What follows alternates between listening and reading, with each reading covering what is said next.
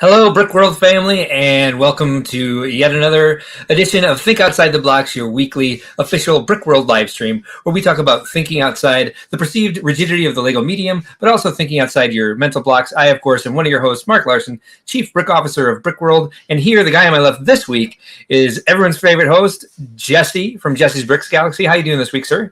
I'm good. I'm getting more and more known as Jessie the Dungeon Master. So that's got to feel good. Yeah, I'm like I did a few shows this week, leading into all this D&D hype. So I was on London Calling. I was on Bearded Bricks. I was ready to host Good Morning Brick World for Brick Hive, but they canceled. Yeah. Everyone was sick, and I was like, "Oh no!" Mel was like, hey, do you want to sub in? And they changed their mind. So now here I am here on Brick World again. So that's fun. I feel like StreamYard is like the ultimate like COVID protocol for like not spreading disease. We all learned the hard way how to use the Zooms and the Zoom and There were a couple of different platforms, and and now we're all pros. Unfortunately, yes, I spend most of my time on video conferencing. So I'm going to apologize ahead of time because we are likely to have quite a few hiccups tonight because Ben usually takes the controls and I just let him, and I haven't learned too much about it. So he set me up. He's definitely the pilot. Yeah, he sent you the link. I was like, I meant to contact Jesse on Monday, but I just forgot. He's like, I'll take care of it. Just make me a thumbnail. And I was like, all right. And he took care of things, of course. And we're using his slides tonight for the show, and he's in the chat. Who else we got here? We had some pre-play gang in there tonight. D's Bricks is there in the house, and we'll talk about him in a second. Pre-stream hype. He was calling up for people. Charlie Kaufman was here early. Says, hello, Tainted. Hope everyone has a good weekend. And Mr. Z Cerberus Ben Hauger himself, who knows how to get in here if he wants to join us, says, pre-play gang strong. Yes, good to see you. V Mac Attack. The suspense was killing him. PNG Bricks is here tonight. MG is here. Welcome, Tainted. Thanks for being here. Let's take a look at what we're going to be doing tonight. Today's show is brought to you by dragons. So I decided to skip out on the letter. We've been brought to you by a theme before, and tonight's theme is dragons. Awesome. So first up, we've got a fire special, semi-regular host joining us in Jesse's Brick Galaxy. We already introduced him. Thank you again for being here, Jesse. Appreciate you a lot. Appreciate the invite. It's a good show. Anytime. We need to get you on the show, the AFOL community like spotlight thing. Brick and Brew. Yeah. Okay. Yeah, he like lists all the shows on YouTube or all the social medias. I've got a couple of like London Bricks Calling, I think is the name of he's wanted to do an interview with me for a while, and I would love to be on that stream. It's just managing my time with everything else, which brings me to topic 2 for the night, which is soaring and burning. We're just going to talk about Brick World for a quick second and how sometimes we're soaring, sometimes we're burning. And just a quick thank you to everybody who supports me. Supports Brick World and the entire Brick World community by sticking with us through those burning times. And third, we're going to talk about our hatchlings, our new mocks, the new work that we've done on our mocks. Ben's pretty prolific with how quickly he builds. And he started a video series this week of showing the progress of his builds. And he introduces it by saying, explaining what we do on the stream and saying that, we start from the concept to the completion of a mock sometimes in just a few weeks, which I don't believe has ever happened on my end. I think I've been working on the Fabuland Orchard the entire time we've been doing this live stream, 44 episodes. Yeah, in one shot, like I don't know how many different like little modules I've like started and then torn apart because something different underneath. So yeah, I've got a good 5 of them sitting there on this one desk, and they're, I know I'm just going to hit it with my butt one of these days and knock all of them off and have to start over from scratch on the ideas anyway. So then after that, we'll go into our Elite Eggs. The Elite 8 for the next round of our March release madness.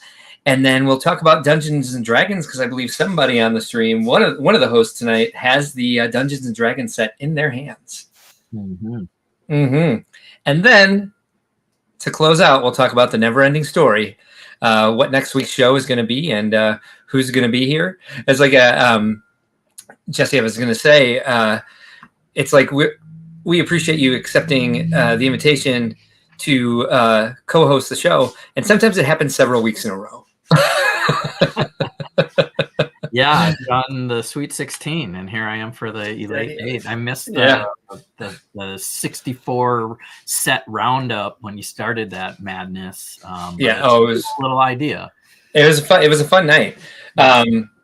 Great idea. Again, I'm very fortunate for Ben because he's coming up with a lot of great ideas that I don't have the time to even get close to, and he does an amazing job.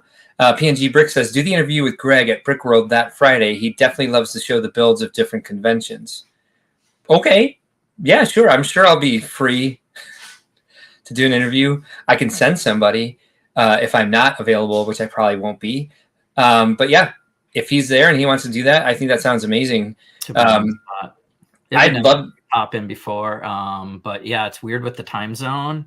You know, he's doing his night show, and it's middle of the day for us. So I'm usually at work or trying to work. I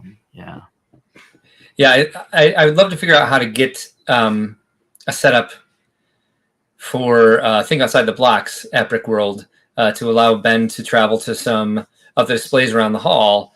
Just I don't want to do it necessarily on the phone because that can get a little hard to watch, and we don't have the camera equipment to, broadcast directly from a professional camera.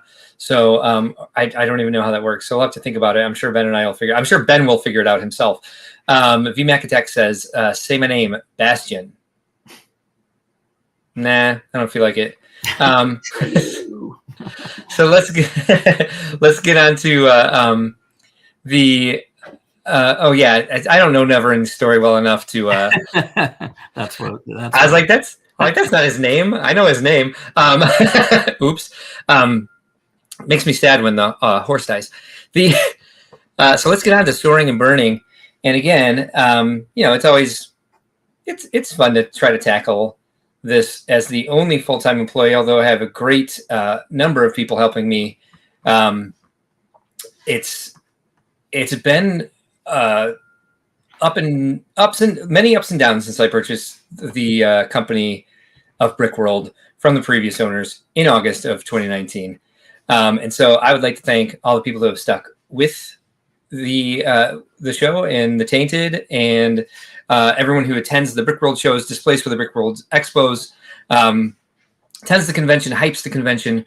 Appreciate you a lot, of course. And then let's thank our sponsors. Starting tonight with a charity called Bricks of Hope. And they, as you can see down here in the left-hand corner, to give you an idea what they do, they've put 1,665,660 Lego bricks in the hands of sick kids. Great organization. Check them out. They'll be at Brick World this year. I believe they've been there the last 2 years. Joining us this year is going to be Little Bricks Charity. If you're not aware of what Little Bricks Charity does, it's very similar to Bricks of Hope. They get Lego sets, and they raise money to get Legos in the hands of sick children as well. You may have seen him on social media. He's the guy who does the Barefoot Brick Walk. He was also part of the Brick World virtual shows, and he showed his entire quick little documentary on the entire history of him putting together this nonprofit, which is a fascinating story. Speaking of hyping our show, let's hype back a couple of brickheads. Our biggest hype man out there is this live stream right here. ACOB stands for a couple of brickheads. They're our official hosts of Brick World this year. They'll be managing our Influencer Alley, we're calling it, and they're going to be bringing in some special guests and doing some panel discussions, autograph sessions, all sorts of things. We've got a lot of little fun things planned with them to kind of keep everybody excited and feeling welcome, and just kind of bringing up the excitement factor. Cool, yeah. And the entertainment. We're gonna have some exciting news soon Not ready to announce it quite just yet, but I've been talking to you for a while about brick shell cases. And if you don't know what that is, I'll show you a couple of their products that are very cool. I just ordered this one this week because I'm very excited about it. Minifigure podium wall mount displays. There we go. These are magnetic. The front is magnetic. It comes right off. You mount this to the wall. You display your minifigures in here or your speed champions. Wow. Yeah, these are great.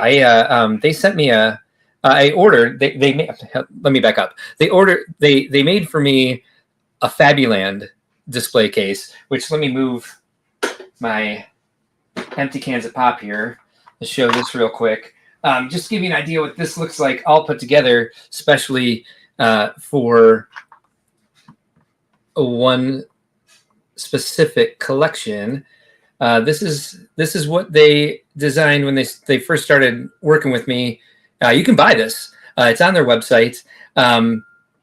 And I knocked this off the table because it's just right here by my build table. I knocked this off the table, not a scratch on it, went right back together. Really easy to put together, easy to figure out.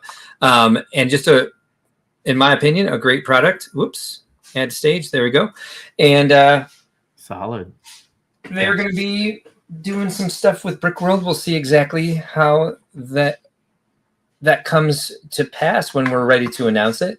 But every time we've got on here and showed this website, we see some new product. You see here they also do full set cases as well. So you see right here they've got the Star Wars helmets. They've got the, I don't know, what's this called? Bibbidi Bobbidi. Hocus Pocus. There we go. Anyway, they've got these amazing action display stands for some of the bigger ships. They have real quick set displays, things that you like this with the new Ornithopter holds that up. So you got something like the Millennium Falcon that's basically the size of a coffee table. They've got some really good solutions for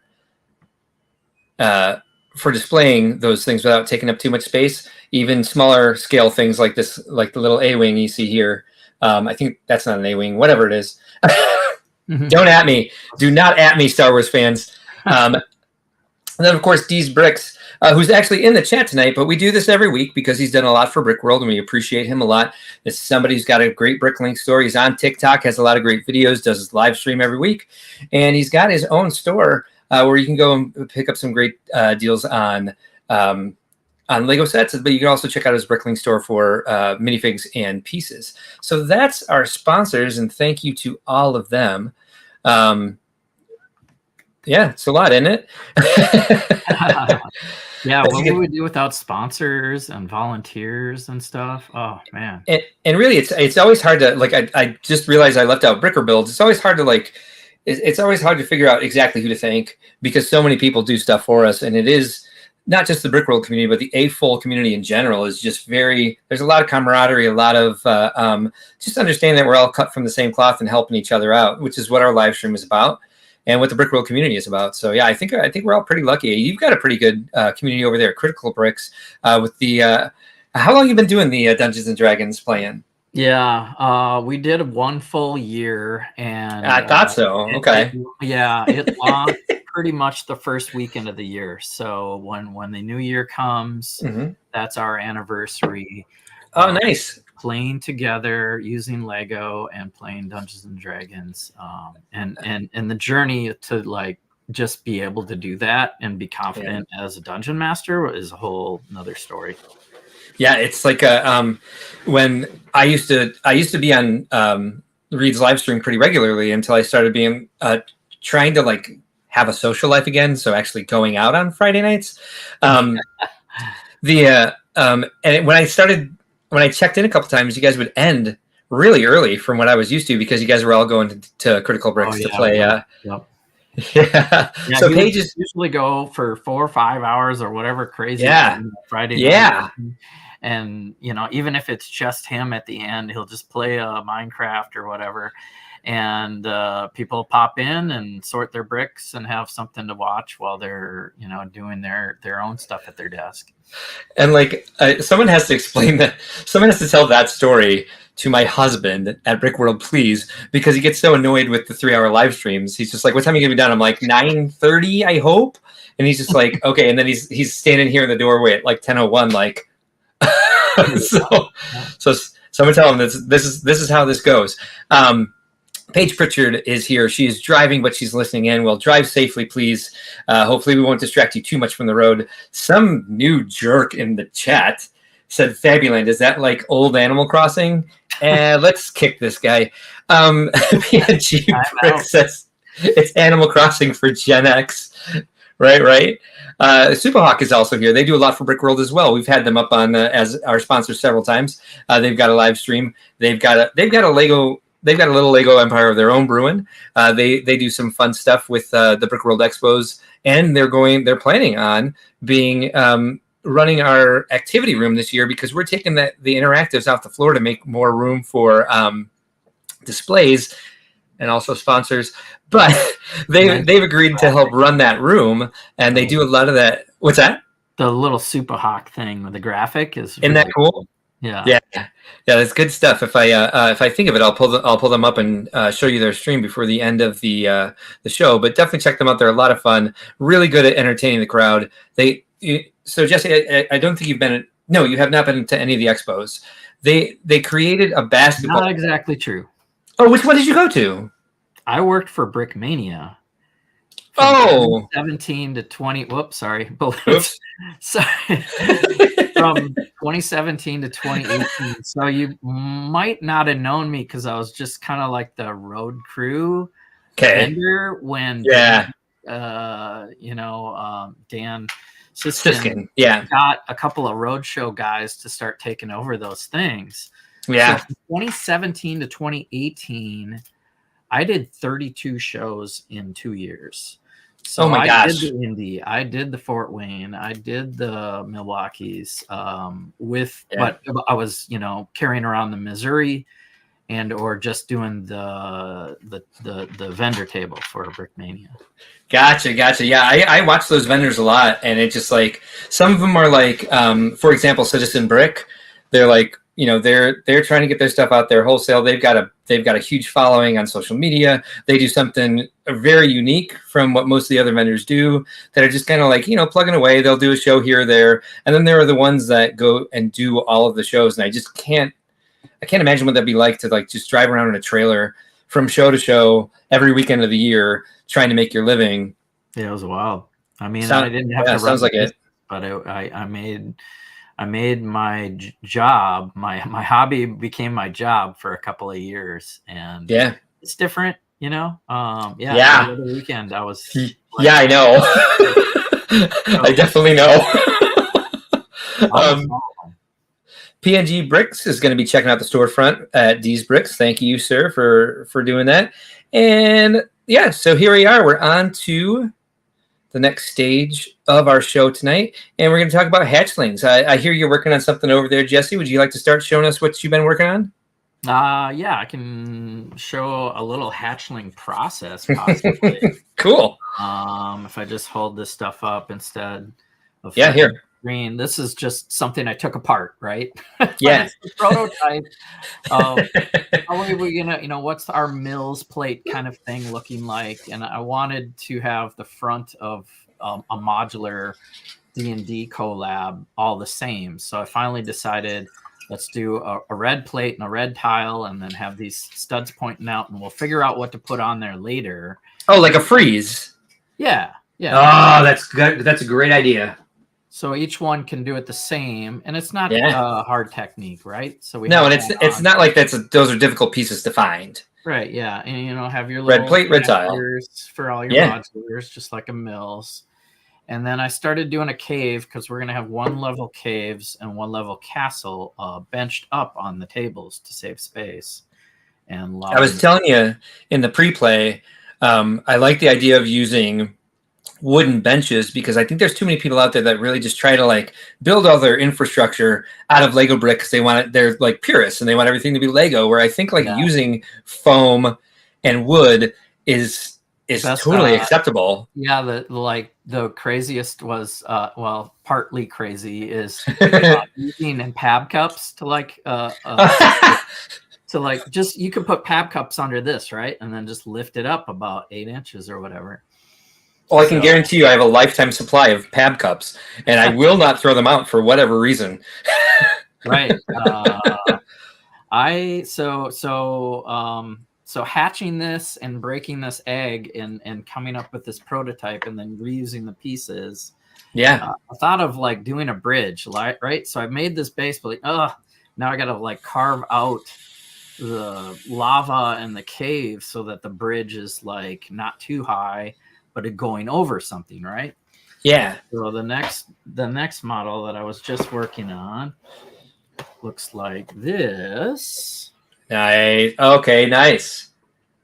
And you see like the doors, so you could walk from each mock side to side, through a little doorway, if these were stacked together.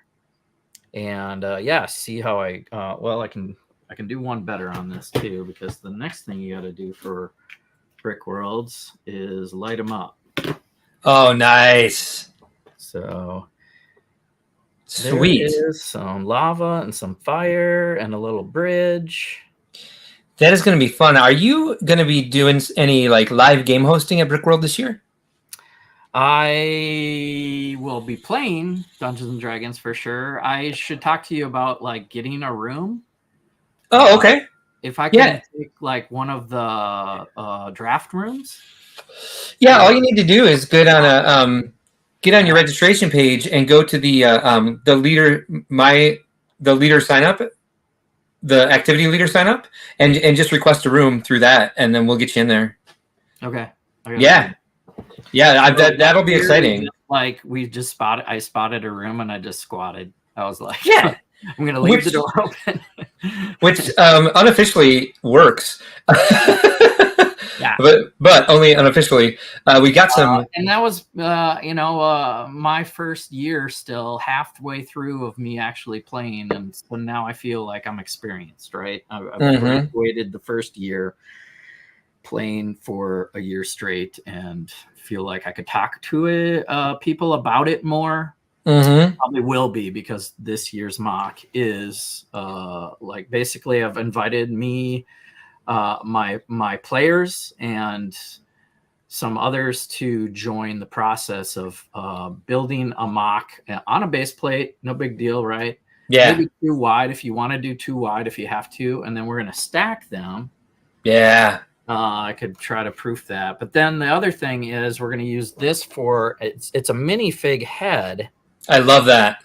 But you brick build the body so that you can do the pose, because you can see this guy stepping up and kind of holding the book. And since you showed that to us on the stream, I've thought about that a lot, because I just love the idea of like increasing the scale and being able to have more articulation, especially for something like you guys are doing. And by the way, if you could just take a second and explain to anybody who might not know what you're doing, what is this new Mills project that you've been working on the standard for? What do you mean? What is it? Yeah, just tell everybody about the Dungeons and Dragons project that you're trying to get the collaborative going for. Yeah, I mean, I just, I've collaborated small and large through the years, and I just wanted everyone to have a place to show off our characters and maybe some stories from the game. Yeah. And it's like a huge habitat, right? Just build this base plate, and we'll stack them side by side, because you walk through a dungeon and it's just a bunch of rooms, really. So just leave out the hallway and we'll go room to room to room like a Doom vault. Yeah. And, each room will have hopefully like a player that you play in the game. Sweet. And one of your favorite monsters. So I want my players especially to build their player character. And we'll have like a whole, and some of them are definitely doing a scene from what we actually played through. That's really cool. So is it more of and let me finish my thought before I continue. That's really exciting. I love to see the passion that's going into this from so many D&D fans. Is it more of the point of it to be a display, or is it something that you also want to be playable, or a little from column A, a little from column B? not really playable. I think it's just, cool. I mean, because to play the game, I have a whole nother format. So this is more of a sculpting these characters in action poses. Sure, we could potentially walk through a new scene of going room to room and fighting some monsters. Yeah. But it is not like a module style playable version of the game. All right, cool. That I think that would probably be, so if that clears pretty. Yeah, definitely. I think a modular playable version of the game would probably be very expansive, wouldn't it? Yeah, and you're always changing things. Yeah. So it basically looks like this, and I have player characters like sitting like this. I put them on little discs. Yeah. Play for real. I'm doing this guy versus this guy. Right. And I'm not upscaling, and it's just something so I can go, I'm going to jump over the bridge and, hide behind the thing and then shoot my thing. And then, if you fall off or something, you can knock people over really easy.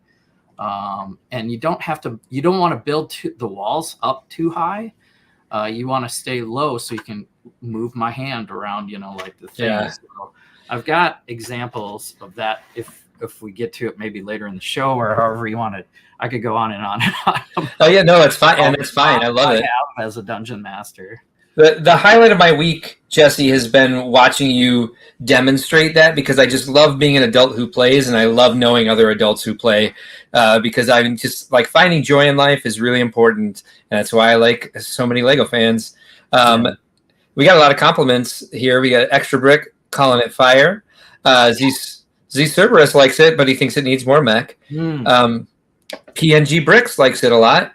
We also have a comment from PNG Bricks that says, Mark, and I don't know who he's talking to because he said M-A-R-C, which if you guys know a Mark who spells it with a C, you can't trust those guys. You cannot trust those guys. So I'm not sure what jerk this guy's talking to, but what he means to say to this random person you can't trust who spells his name with a C: socializing outside of Brick Worlds is overrated. Do not recommend. I have to wholeheartedly. You're hard on the name. I'm that way with Jessie with an I. If you spell Jessie with an I, no, is not me. If I walk into not me. If I walk into a bar and like there's a couple of guys at the bar and I'm like, hey, what are you guys' names? And they're like Mark with a C, Jessie with an I. You're like, oh, I'm out of no, I'm out. Nothing good can be happening here. Because growing up. Yeah.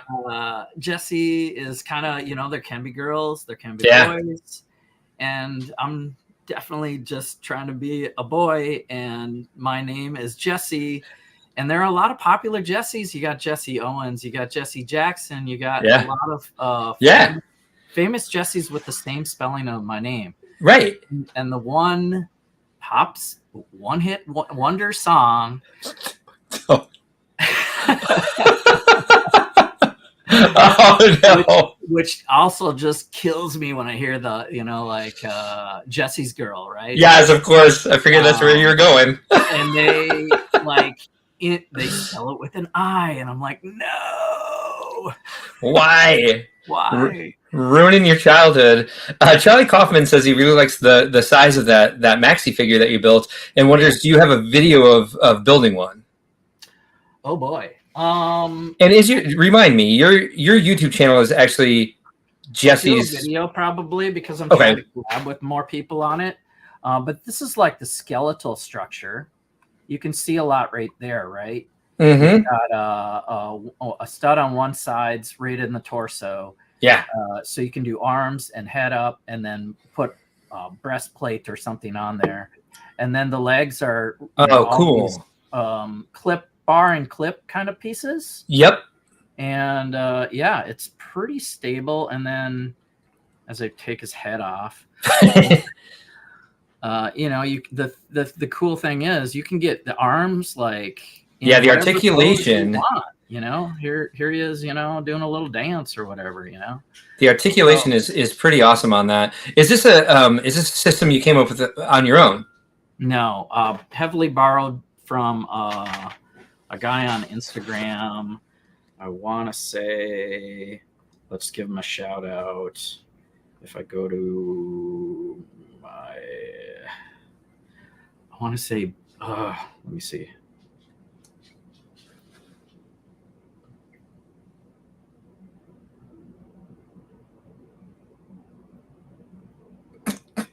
While you're looking for that, PNG Bricks confirms. I know a lot of marks. Now that you mention it, they are a bit shit. Do you know any Jessies who spell it with an I? Okay, here he is. So brick.sheepa. Brick.sheepa. He has like an old version and a new version. And look at what he's doing with these characters. Oh, that is cool. Oh, well, anyway. That's the guy. And it's looking that. So that was the inspiration. I'm like, I haven't tried that. That would work really well with the dynamic posing you want to do with the D&D battles. So yeah, we had a little poll, like, should we do minifig scale? Should we do brick, like mini land, right? Yeah. The Lego land, mini land scale. Yeah. It's a little higher than this. It triggers me a bit. And I thought that was too big, actually, to take to the show. I totally agree. And they're narrow. So, I mean, they have the opposite problem the minifigure has, where they're like beam poles, like stretched out. Let me see if I can find this guy. It was Brick.sheepa? Yeah. All right. I will bring up his feed if I can find it. We have VMac Attack. Sheepa. Come on. There he is. VMac Attack says, Mark Anthony, see? Yeah. Do you trust him? Would you trust him? Monica Berry has a Brick World question. She asks, why can't we do space requests by table? And I think you can now. I think maybe I unfortunately did that during a live stream that was like, what? You can't by table? So what happens at Brick World, Chicago? What's that, Jesse? I thought the spaces, I don't know. I thought the spaces were already... I think we might have altered that. So I don't know how long ago Monica requested display space. I'm sure she'll let me know and then taint it if I'm way off here. We're definitely deadlines that we're all. But Kevin and Allie have a lot of trouble with people who request half a table and they have like a habitat that takes up about 32 studs. And so they're trying to get an idea of how much they can put on one table. And so they're asking people to give us an idea of the width and the depth of the display so that they can get as much in as possible. Like they are doing their best to shoehorn everything in. We have 100,000 square feet for Brick World Chicago, and we are bursting at the seams. So what they're trying to do is, like, if they need to put 3-4 people at one table, finding out if they can do that just to get everyone's creations in, and not telling someone that they can't display because we ran out of space when there's going to be a ton of space on tables because people request half a table or a full table, but they only needed 3/4 of a table, that sort of thing. So we're asking you to find just the basic square area of your space. I think on the larger layout requests, if it's bigger than one certain size, you can go by table. I see the question. Yeah. Okay. Don't quote me on this because I don't do it anymore. Like I said, I have a great team of people working for me, so I don't have to deal with these things. But I know that's the theory behind it, is that like if somebody wants to bring some of the great creations that we had last year, some of like the individual figures and small art pieces that were amazing, but the smallest amount of space they could request was half a table, or they didn't look to see that they could do it by studs or inches and just said half table, fine, whatever. We're trying to force people to answer us specifically so that we can honor everybody who wants to display at the show and be able to fit everybody in.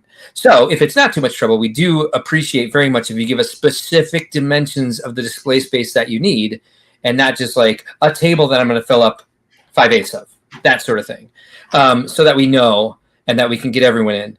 All right, so I don't want to do this again.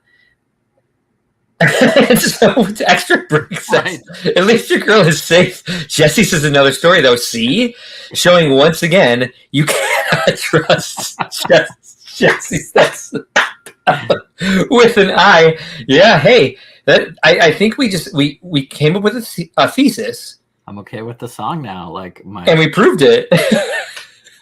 I can I'm unwinding. It's strung so tight on that song. It's it's not me. Just forget about it.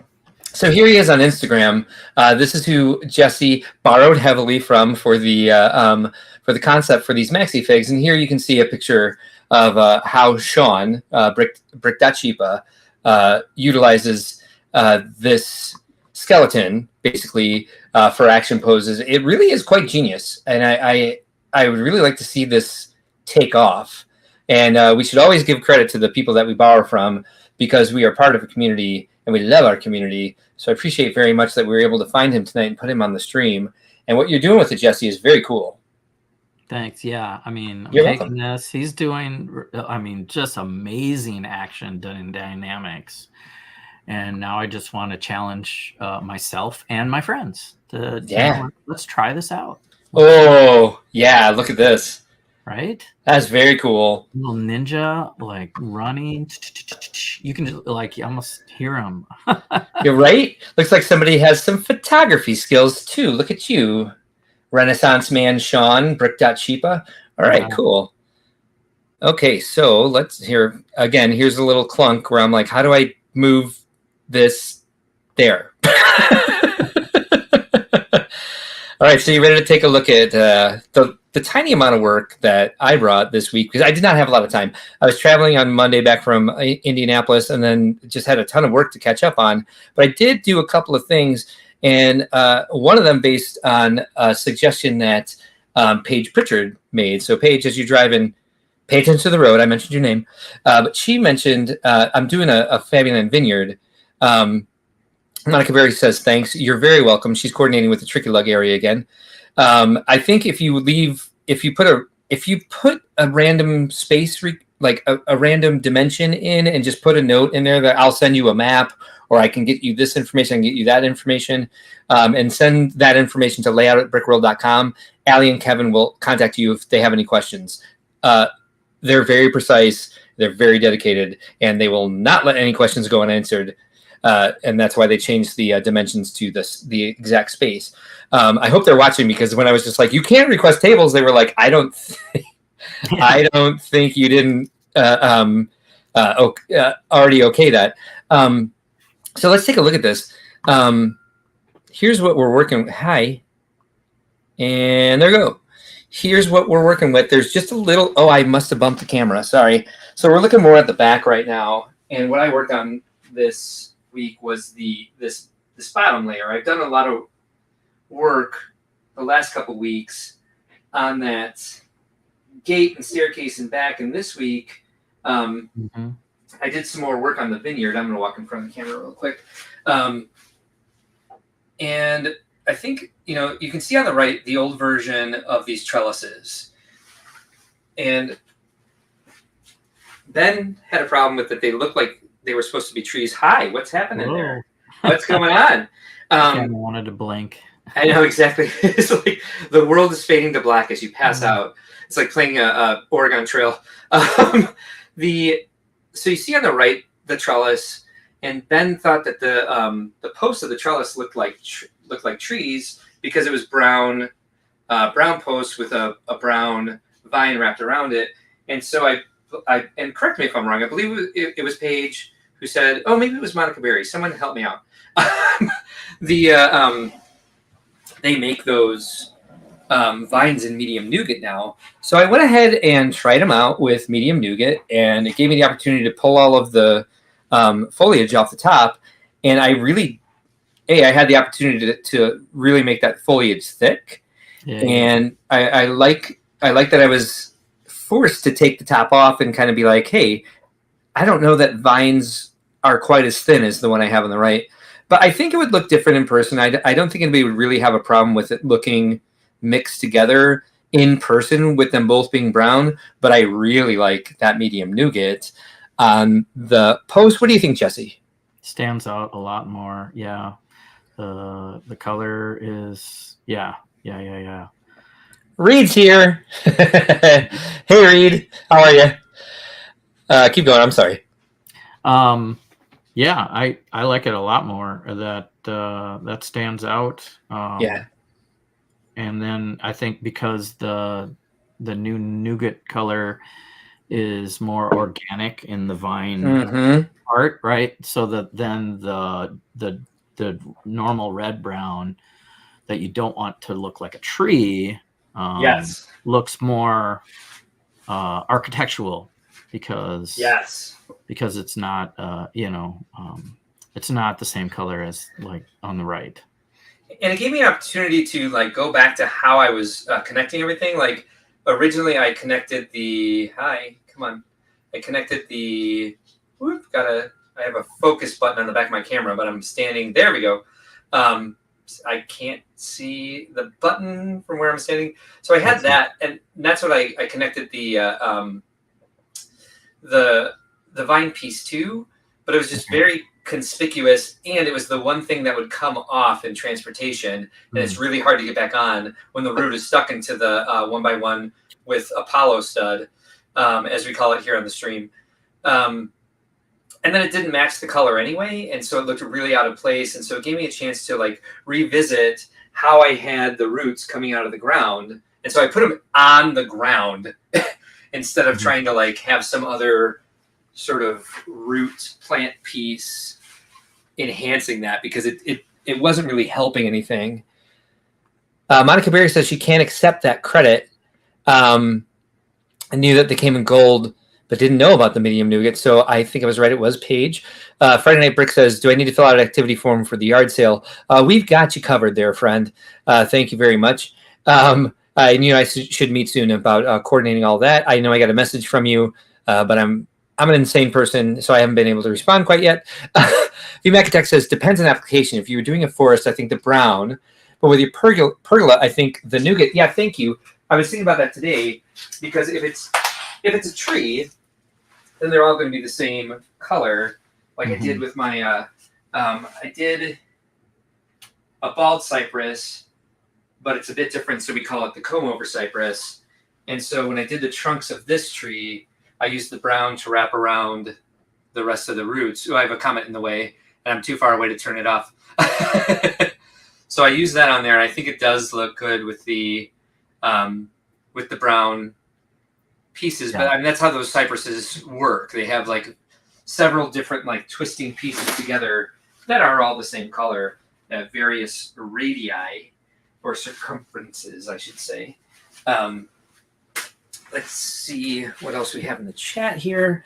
PNG Bricks says, those pergolas look so good and they blend in with your build so well. Somebody in there said that they like the purple plants. Purple trees, yeah, VMAC deck. Yeah, the cherry blossom trees is what the entire build is based on. So it's supposed to be a cherry blossom orchard, and then I had to build like an entrance to the garden where these things were, and my life has been consumed by that since I built that tree almost a year ago now. Let's see where else we're at. My near vision is getting really bad, you guys. Friday Night Brick says, they also make the piece in a dark green, but Lego just retired it a couple months ago. I didn't know they even made it, and they have the audacity to retire it on me already. Wow. I don't like that. And Extra Brick says, all that plant life is great. And that's kind of one of the points of this build as well, is I've spent so much time, hiding insufficient parts of the build with foliage that always just falls off anyway. And I'm just like, oh, this isn't the way to do it. And then so I started coming up with like better foliage techniques to hide what I was not happy with. And now I'm like, I have so many foliage techniques. Why not make that the highlight? And so then I can't stop myself building. So I have this really elaborate wall and a staircase and a fountain and all this other stuff. Sure. And it's turning into kind of a passion build, because I've always wanted to have like a really detailed Fabuland layout. And I had this to start with. The other thing I've done is I've used this technique before, but I've updated it now that we have more pieces to be able to do this with in this this river birch tree over here. So edit that back in. Any thoughts on how that's looking? That's really nice. Yep. Yeah, maybe, I don't know, maybe something at the base where the roots are. Yeah. But it not much, just like a small tan horn or something. Yeah, I don't know. So I've had so much trouble with like putting these on different grass, right? Yeah, something to show that it like there are roots growing in the ground. Yeah. River birch dig pretty deep. They do really well in really wet soil by bodies of water. And there's of course, why wouldn't there be off to the left of this view? There's a waterfall. So I want some river birch in this. But yeah, they don't just grow directly out of the ground with no other sort of. Yeah, just some ground cover, probably just like around the base. Yeah. So this is kind of like I just kind of slapped this on here for placement. And one of the things I found in using this technique previously, it's basically flex tube with the 1x1 round brick and the 1x1 round plate with the hollow stud slid down it. So that you can achieve that sort of the bending away from the trunk, because the trunks tend to split into 2 or 3, and they always fall off, especially when I'm walking around the table. Again, my butt has a mind of its own, and it's knocked over so many things over the years. So I'm like, they knock these trees off like crazy. My butt's a they. What? So what I want to do is take I'm going to take the bottom 3 1x1 tan rounds off of that, and they have that 1x1 by 2 plate high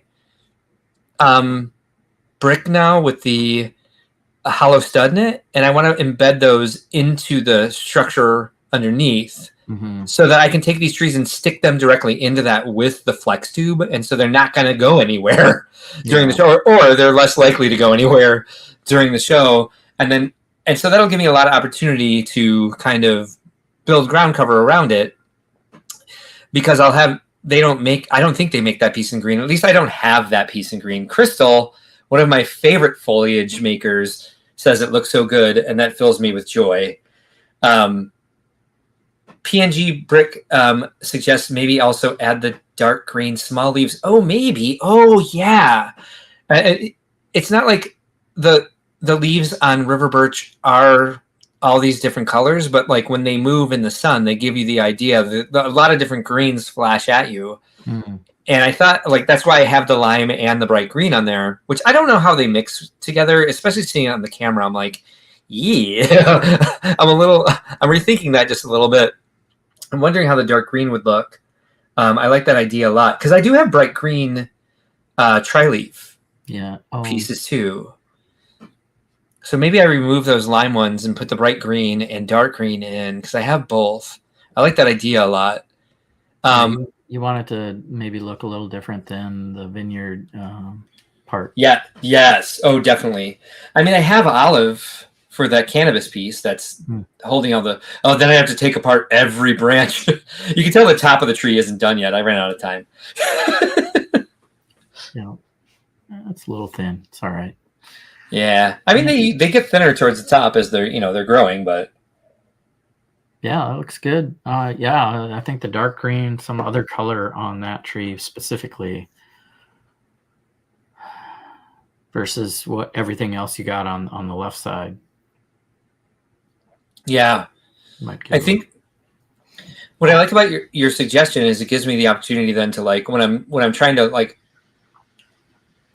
make sure it's secured to the base plate with the technique I was describing, that you probably it's so hard to describe Lego builds by words without actually showing them. But I imagine they're going to have to go through some sort of like Technic plate with the holes in it in order for it to, like, really stick in place, and then I can cover it, like V Mac Attack says here, with brown flowers looking like mulch.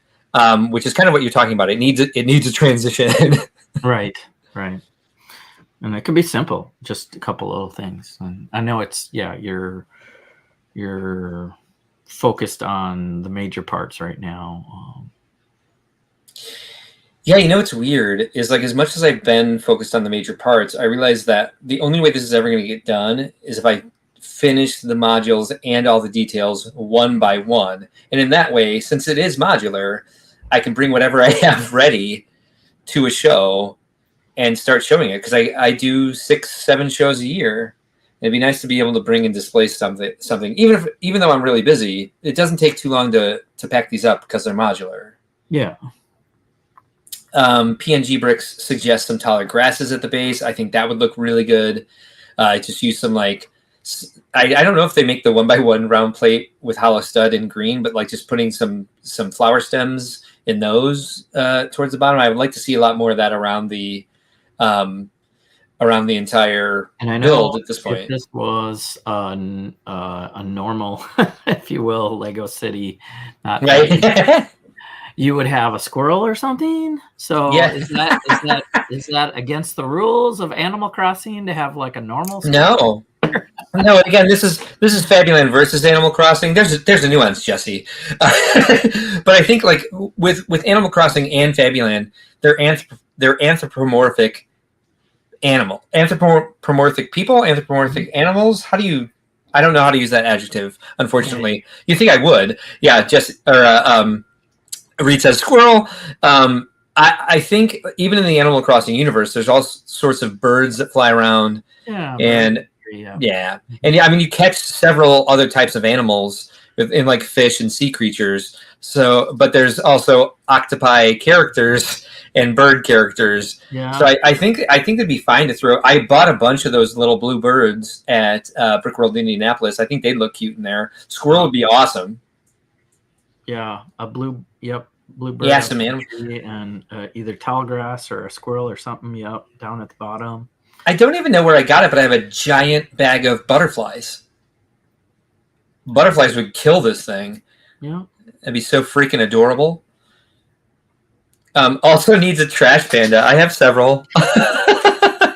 We could definitely get some trash pandas in there. Again, they'd be anthropomorphic. But I mean, they're people too. They can be part of this community.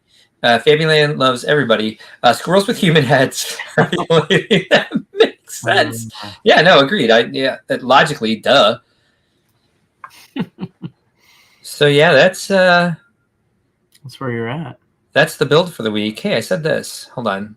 Ben would know how to do this. I do not. I'm trying to make it like that.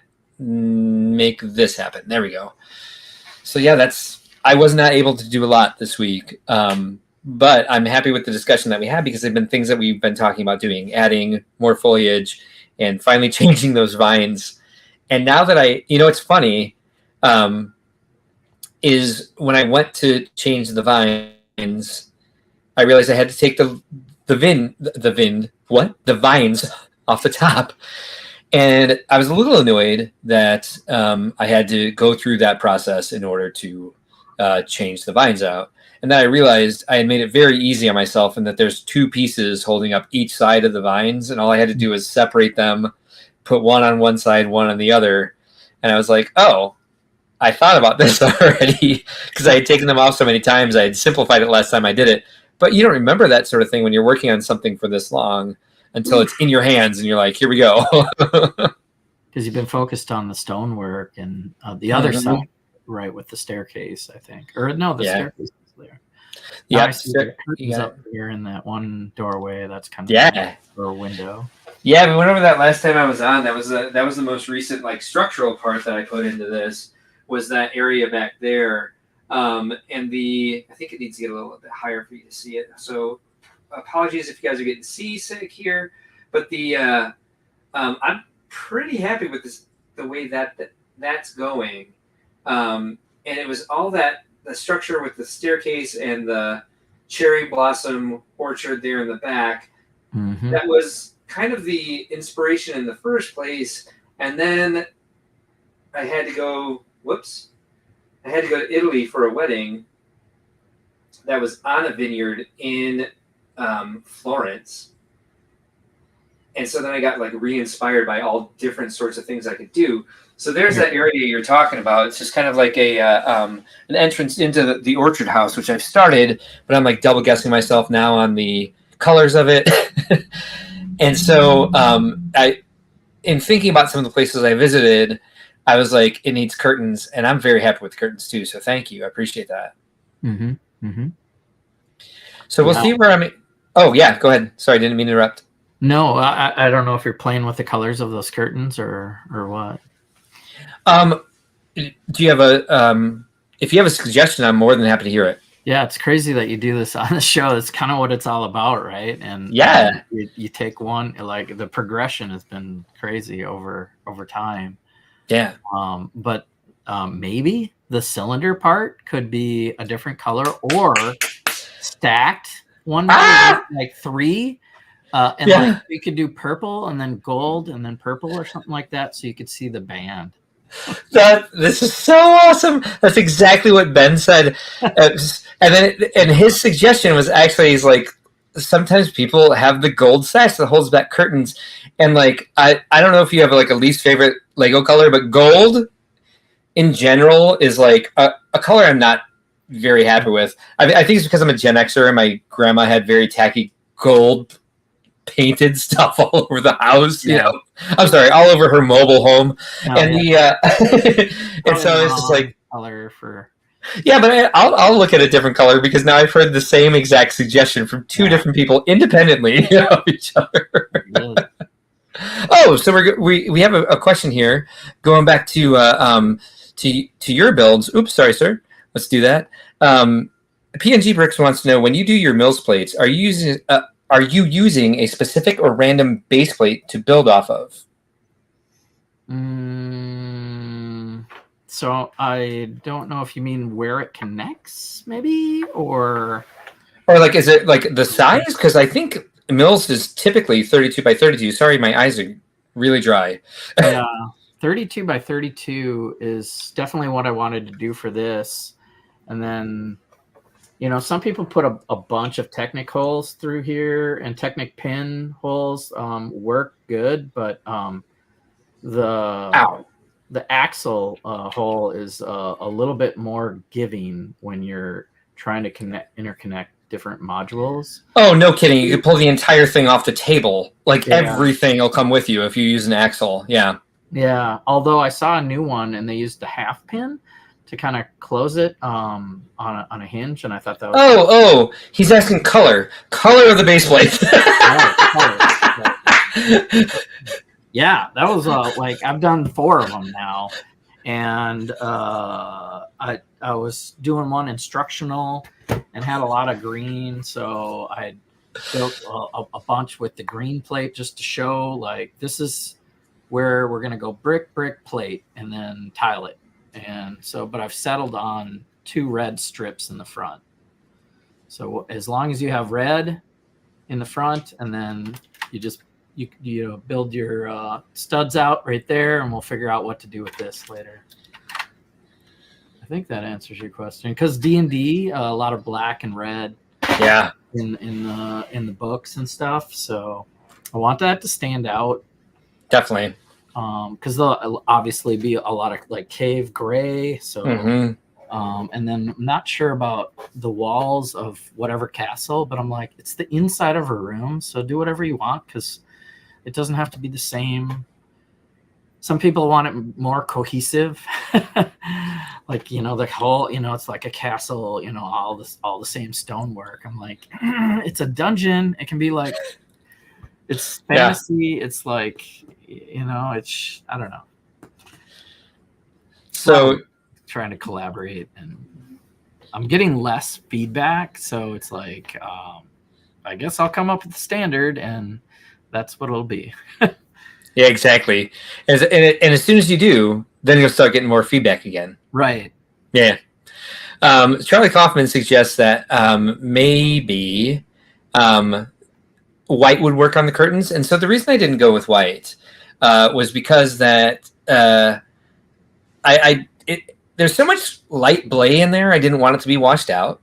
White would be appropriate, though, because a lot of the curtains that I saw when I was in Italy, and you might imagine it in an area like that in an orchard, would be linen. Be very simple and pretty. And then VMAC Attack, which I like the suggestion, if they came in silver, can you put the Ring of Power in there instead of stacked studs for the curtains?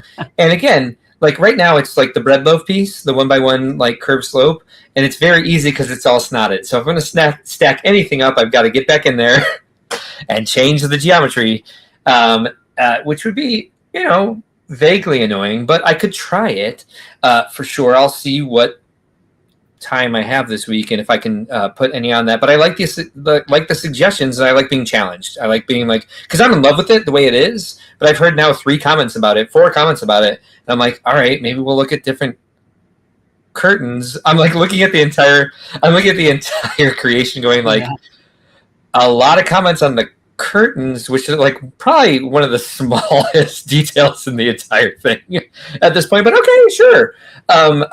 That's why we ask for feedback, because then you're surprised about what people are looking at. You don't want someone to come up to this and be like, oh, those curtains are pulling me all the way out of this.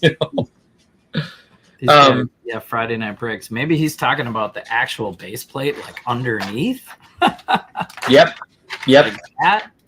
100% what he meant. Yep. Wow. Yeah. I mean, you'll see that a little bit.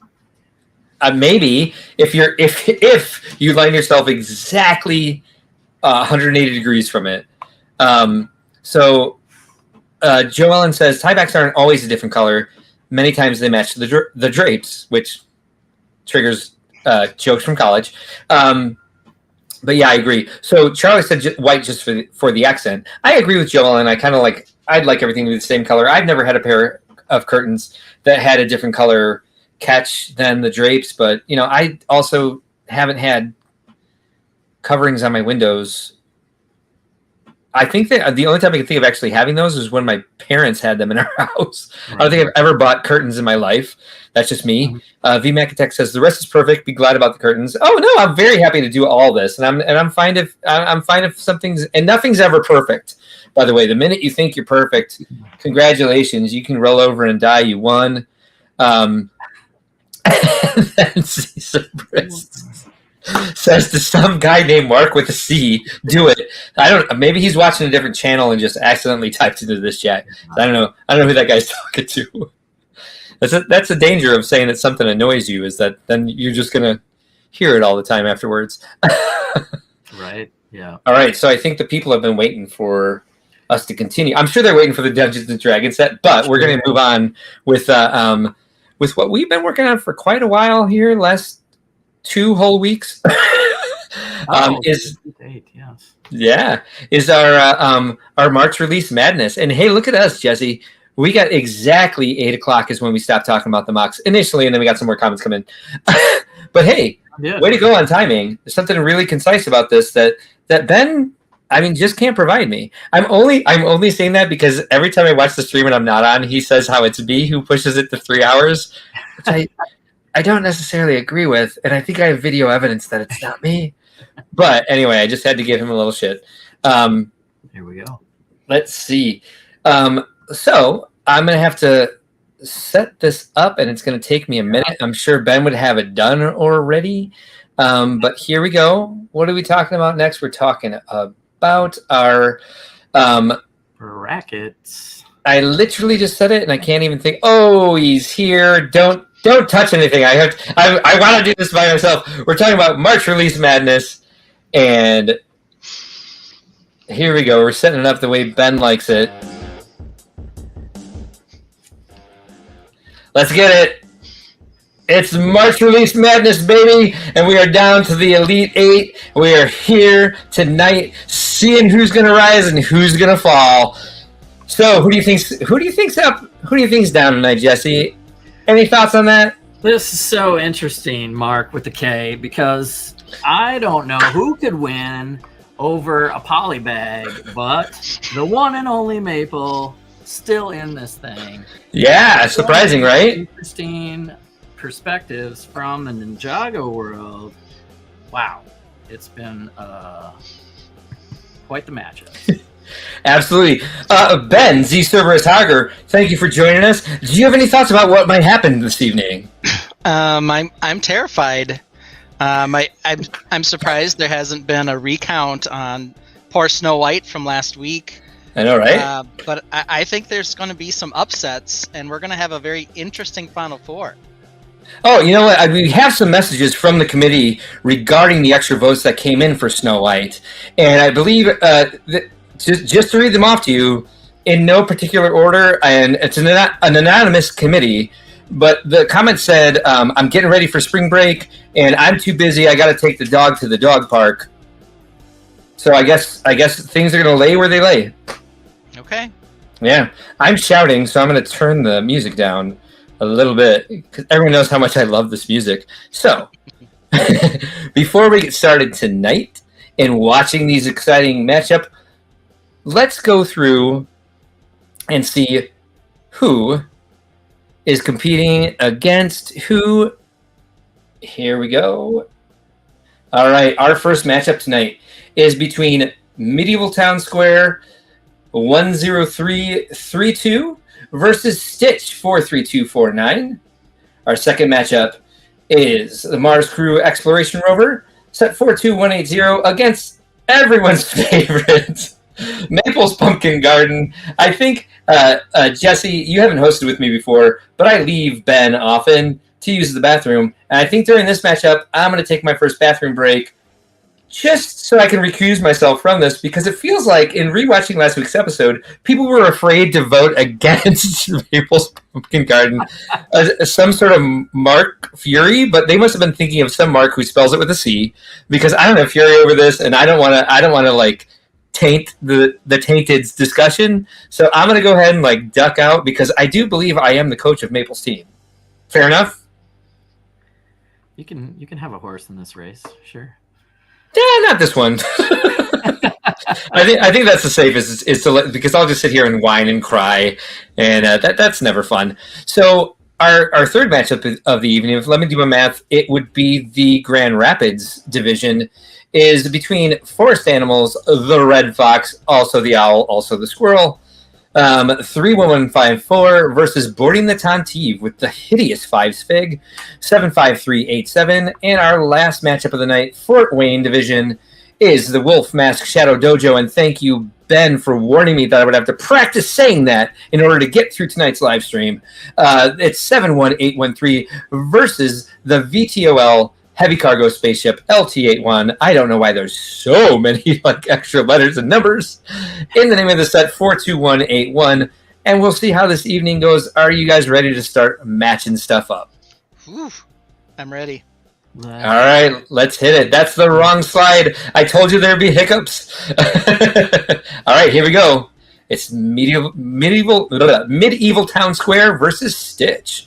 Let's take a look at Stitch. To start, what's the original seeds on these, Ben? Do you remember? Yeah, I think Stitch was the number 2 seed. Yeah. And Medieval Town Square had a prank number 8 seed. It was really the number 1 seed. Everybody knows Hedwig at 4 Privet Drive wasn't a real number 1, but the official seeding was number 8 for Medieval Town Square. Oh, so we have an 8 versus a 2 here. What do you think is going to happen? Well, boy, this is tough. I still haven't built Stitch. You haven't? Stitch has been resilient. Yeah, I can see why. I don't disagree with its resiliency, because it's a beautiful design set. It's one of the first characters I can ever remember seeing that is so accurate to an original IP, especially a Disney cartoon. And I like the colors. I like the pieces. Jessie, thoughts here? I know people have been waiting for the Stitch for a long time, so it's no wonder it's a fan favorite, if you will, from a lot of different pop culture perspectives. Yeah. The color parts are useful if you're looking for new parts in different colors, but yeah, I mean, it's a cutesy Stitch. We'll see what happens. I think part of the draw for Town Square this year is that it happened to come in, well matched with the Knight's Castle. Yeah. Now it also, and Jessie can comment on this, seems to fit well with the Dungeons and Dragons set too. And the way it folds and folds out and into different like corners for posability is been really helpful. Nice. This thing's Go ahead. Sorry, Jesse. This thing's got it all these minifigs. The other one's a sculpture kind of, and this is your classic minifig town. Lots of figs, lots of expressions. They all have a duty or task or something to do in the town. You've got your mayor playing the lute there. He's like the tax collector too, I think. Is he really? Yeah, he must have got a lot of jobs. Yeah. They're playing Critical chess there. I kind of wish maybe that was like a printed checkerboard instead. Maybe they should be playing D&D, Jesse, shouldn't they? Right. Yeah.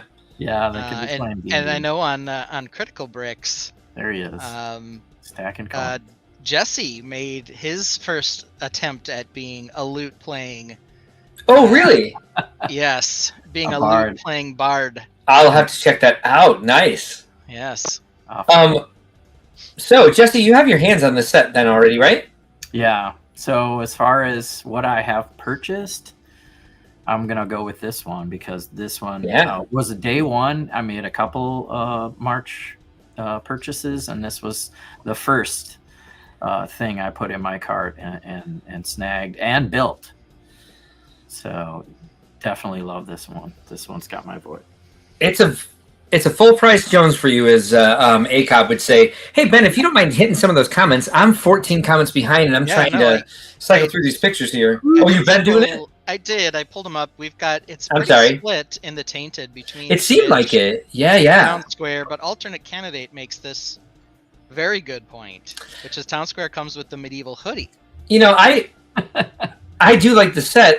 In my mind's eye, before I don't really have a horse in this race.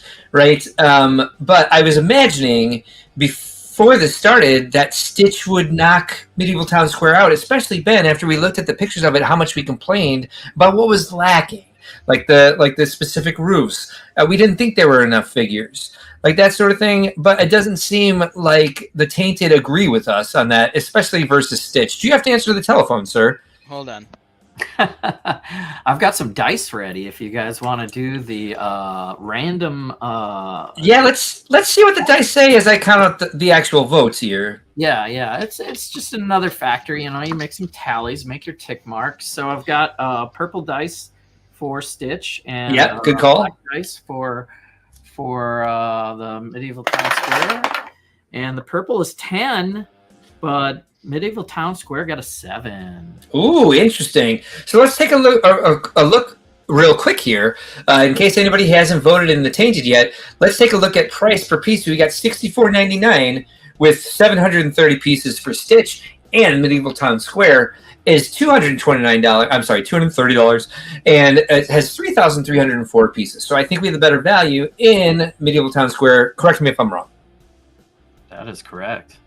This is an overtime matchup. Look at this. PNG is correct. Maybe double overtime. That's what we do to get into the Final Four. You don't have to twist my arm. Medieval Square all the way.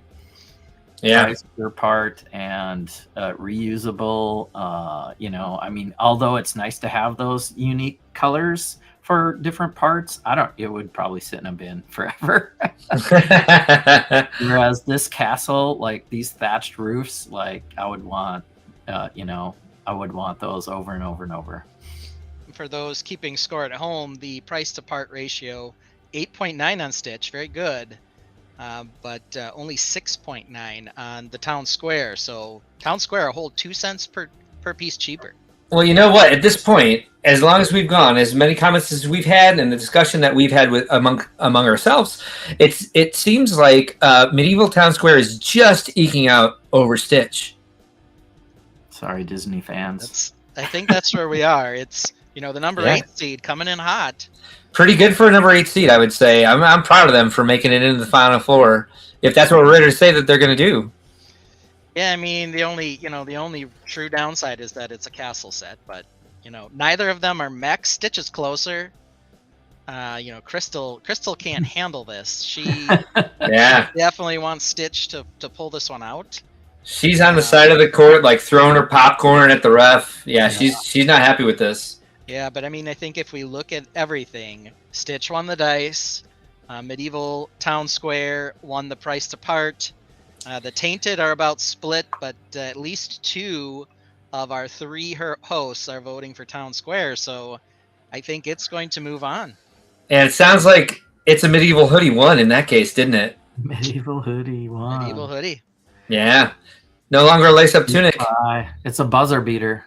It is a buzzer beater. That was horrifying. My heart is pounding in my chest. How are you guys feeling about moving on to the next match? Yeah. Well, I know you're up for it. Let's see. We did get a Pat S putting in a last-second vote for Town Square. Which pushes it over the edge. VMAC is saying, welcome to the club, Crystal. Which is very cute. Yeah. I thought he was welcoming her to the Tainted, which would be adorable if he was welcoming her to the Tainted, because she predates you, actually. She does, yes. Just say, hey, and it's time for my bathroom break, because I'm going to let this one proceed without my influence, because I think that's appropriate. Okay, well, I'll pull the sets up then on Lego here quick. Here. Shoot, yeah, you're right. Sorry. No, I can get to them here. Okay. Maple, of course. It's a little bit more difficult to get to. Is Mark's favorite. Just there, you can have Maple up. I'll pull up the Rover, and I'll switch over to the Rover when I'm ready. So Jesse, tell us your thoughts on the polybag, number 2 seed Maple. Yeah. It's not something I am super excited about, but I will say I do own it. I have one. I have a Maple polybag. So as far as what did I go out of the way? Did I make enough purchases to get this? Sure did. Was it? Yeah, I mean, let's be honest. Was it the reason that you have Maples because you made sure to get enough purchases to get Maple? Oh yeah. Or does it just happen to be the case that you? I don't know why that wasn't shown up there. Wow, that's really weird. That's not working. Well, they had all the stacking WPs. So there was the Friends set, there was the Maple, and if we won a couple more dollars to get the House of the World, I believe you can stack all of those. Yeah, let's see if there we go. It comes up this time. And this is what we have on the other side. Much better price to part. It's got tomato soup. It's got functions. It's got those big, beautiful wheels. Mm-hmm. I would say of the March 1st sets before they announced Medieval Town Square, this is the one I was looking most forward to. So we've kind of got a split here between me and Mark as to what the favorite is. But look at the tainted votes here. Maple, Maple, Maple. Alternate Rover. Candidate does throw a Rover out there, but we got 3 fast Maples on this one. Really? That fascinates me, actually, if that's truly what they believe. I would buy Maple over the Rover myself. But I don't have a dog in this fight. What's with me in the metaphors tonight? I don't have a horse in this race. I don't have a dog in this fight. Rover flowing in here. Even Joellen Child thinks the Rover. I thought she would be a Maple person, but hey, don't let me shame your opinion or think that it's going to affect the way I think of you as a person, Joellen. I love you. Yeah, we've got so far 3 Rovers and 5 Maples. Going into halftime, it looks like it's tied. Ouch. You guys want to see some dice roll? See if we can add a random comes back into this. So we'll go purple for Maple and black for the Rover. Purple gets 8, Rover gets 12. Look out. Technically said. But look at this. MG just voted for Maple. Another Maple. The Tainted are favoring Maple slightly, but they are favoring Maple. Interesting. All right. Charlie Kaufman says roll. That's all he says, but he already voted Maple. I think he's just saying let's let Maple roll, or maybe roll the dice. I don't know, but probably. Yeah, well, I think it's a fun. When you guys added that last week, I was like, okay, cool. So there's an extra component to this since it was so random the way it was put together, and there was a big jokey first first matchup with Hedwig squeaking its way into the what do you call it? Tournament. Hi guys. But yeah, I mean, this up against this. I mean, whoever would have thought we'd be this close? And Ben, this is a number 2 seed versus a number 1. Number 1, yep. Number 1 for the Rover. Number 2 for Maple. Maple, yeah, a very, very high. It was the top rated or top seeded Animal Crossing set, beating out both Captain's and Isabel's house visit. Yeah, I'm not gonna vote, but I'm just gonna throw out the point that this comes with an exclusive minifigure, and it's a character in a popular series, and so maybe that's what's kind of pushing this set ahead of this amazing set. Which, again, let's talk about this, Ben. This is your year of the Rover. This is your year of tomato soup, a new orange color for you to work with, and this is pretty fantastic. We haven't seen this level of detail, and possibly even a lot of STEM learning in a Technic set in a while. Yeah, I mean, I think that's what's attractive about this. Like, working with it, there definitely could have been some more work or some different work on the suspension. It's a little simplistic, but it's just so much more detailed in terms of playability. Not necessarily with all the functions, but yeah, in a year full of Rovers, this so far has been the king. And this is a good shot here to show that they've got the toe wench here. They've got the Rover robot thing, whatever you want to call that here. And then Charlie Kaufman, you guys don't have to vote for Maple just because you love me. If you think Rover's a better set, I will think no less or more of you if you vote for it. But they've got the cargo, they've got the lights they're going to put out here on Mars. How realistic is this in any real rover that's ever existed, Ben? I don't know. I mean, they do put on the box that it's inspired by, a real. I think they might say a real concept. Nice. There's something down in the corner there. I don't think it's actually an existing Mars design of any sort. But no, of course it's not, because it has a cockpit, so of course it wouldn't be. Sorry, that was a dumb question on my part. But as VMAC Attack points out, over here with Maple, ugly sweater is greater than no ugly sweater.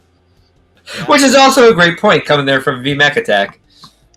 Though I think you promptly changed Maple's sweater over to the space one from Julian, right?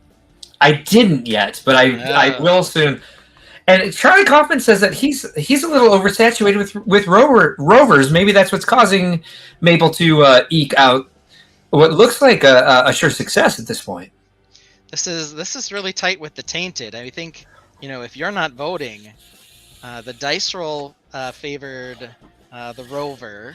Yeah. Price apart favors the Rover. The Tainted definitely are in Maple's corner. What price apart are you giving Maple, by the way? I'm wondering. Well, she was a gift of purchase. Exactly. That's part of the issue, right? So to buy Maple, you can get her secondhand. She's extremely expensive if you try to buy her on eBay, especially in Japan. You can find them at, say, if you have a Bricks and Minifigs store, you might be able to find them. But you did have to spend a good chunk of change to get her on Bricks with Purchase. But even if we're saying that it's a poly bag, so it's a $5 set, I believe there are a total of 30 pieces in the set regardless, right? And this is why you tuned in to think outside the blocks, because we've got the deep statistics on the Elite 8. We do. And it is the year of the Rover. I don't disagree with Charlie in the fact that we've had a lot of Rovers this year. 2 Space Rovers for City, 2 Space Rovers for Technic. We're now going to get one for Friends. Yeah, we are. It was a beautiful set, by the way. Yeah, agreed. So a lot of Rovers. But if you're saying that this is the year of the Rover, this is the king of the Rovers thus far. Have to agree. Yeah. Look at that. We're going to need a final roll call on this, though. Tainted are going Maple. Jesse, what's your vote? I'll vote with my wallet and join the Tainted. I own Maple. I do not plan to buy this Rover. Wow. I guess this is pressure then. If Mark's abstaining, it's the FOMO too. I gotta get this poly bag because if Mark's abstaining, And I love this. And Jessie's voting for Maple, and the Tainted are voting for Maple, but the Rover dice will and be the price to available. part went for Rover. It all comes down to me, apparently, on vacation. Not even supposed to be here, getting to be the decider. That's intense. I can tell that Mark is panicking. He's going to lose everything. He's going to lose his whiskey. He's going to lose his everything. As I make this decision here, the seating was 1v2. The Rover did have a higher seating. The selection committee may have been biased towards the Rover. But really, that's where we are. Is there anyone who's going to win me over and just say how I should vote? Yeah. Here we go. Here. Flood the chat, Tainted. Flood the chat. Pressure. Buzzer beater shot. Z. Don't miss. Don't miss. This is a lot. This is a lot. This is a lot. Do you vote? Here's the thing. Man, I can't believe that this is happening. I do own the Rover. Ooh. So, with my wallet, voting there. But I have, I believe, 5 Maple Poly bags. Some of which have been requested that I bring with to Brick World to give to some certain people, including one who just gets all her sets for free now from Lego anyway. Nicole! But, I've got to pack and bring Maple with me to Brick World. So I'm going to go ahead and vote with the chat. Vote with Mark. Vote for Maple. Maple. The 2 seed, a poly bag into the final 4. Wow. Wow, that was close. That was the closest matchup we've had yet. I'm sweating over here. Yeah, I mean, I haven't opened a single poly bag, but I think look at her. Sent us some stats that in Japan they were selling on eBay for like $40 a piece. Look at her watering her pumpkins in celebration. She's gonna rip her sweater off in celebration because she runs around in her underwear on my island all the time. At least it's a very Maple thing to do. Yeah, I have a feeling this next matchup is going to be a slaughter for one particular set. Me too. And let's take a look because now we're here. We've got the Elite 8 and we are halfway through the Elite 8. We are passing people on to that Final 4. We started with 32 amazing sets and the beautiful designs have fallen by the wayside and we're about to knock out 2 more. So let's talk about who we have up next. Yeah, this is the big one. We have the Tanti 4, the hallway version, not the MIDI scale version, with that horrible 5s figure. Yeah, let's look at this guy. Versus what's been the darling of the tournament, I'm going to have to say. The 5 Red Fox. I believe this is what I would call 2015 Badgers. Wisconsin Badgers. 2015 Wisconsin Badgers. The darling of the tournament right here. Can they make it past this round? Yeah, I think what's really been attracting people to Red Fox in particular is that Red Fox is a 3-in-1, and it's one of the first times we've run into a 3-in-1 where all 3 models are attractive to people. Usually, the other 2 3-in-1s, the second and third model, are just sort of throwaways. This is just crazy here with both a squirrel, a fox, and Jessie's favorite, the owl. We've got some comments in here just based on our last round. People are still sweating about it. VMAC Attack says that Maple is closer to a 3-headed dog than Rover. Friday Night Brick says Polybags rule, but he passed on Maple. PNG Brick says I found a bunch at Bricks and Minifigs. They have 6 or 7. Charlie Kaufman, and moving into this next round, is voting for the Fox. VMAC Attack also appears to be voting for the Fox, and I'm not going to repeat those exact words. You just imagine them in your head because that song is awful. PNG Bricks got to go with Red Fox, such a creative build, plus the other builds are also fire. Reed says they were not the darlings this year. Yeah, I know. That's okay. Go Fox. He also votes for the Fox. I haven't heard one vote yet for the Tanti. What are the seeds we're working with here, Ben? Let's take a look at that. The Tontive was a 3 seed. It beat out our number 2 seed, the Midi-Scale Falcon. Yeah. And the Fox was a 5 seed. Yeah, I think we're going to have another upset here. Yeah, this Fox maybe was just seeded poorly. I know it was... Perhaps. Yeah. I know it was one I was looking forward to. But considering what I thought some of the poll might be for some of these other ones... no Harry Potter sets made it past the first round. No. Only a couple Star Wars sets made it past the first round. But the Fox just, it seems undeniable at this point that it's going to move to the Final Four. Yeah. Like Stitch, it's such a great design, and there's articulation in all of these, it seems. It looks very much like what it's supposed to be in a new and organic way. Like they had some good sets last year in this series, like the Tiger. But this looks more like a fox than the tiger looked like a tiger. And the fact that it creates 3 very realistic animal models is definitely gonna weigh in its favor here. Yes, Ooh. PNG Brick says, look at that. Full price Jones for us, day 1. And the Fox has been kind of hard to find.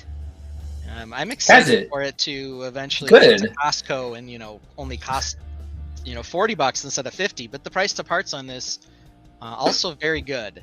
Let's take a look between the two. But very good.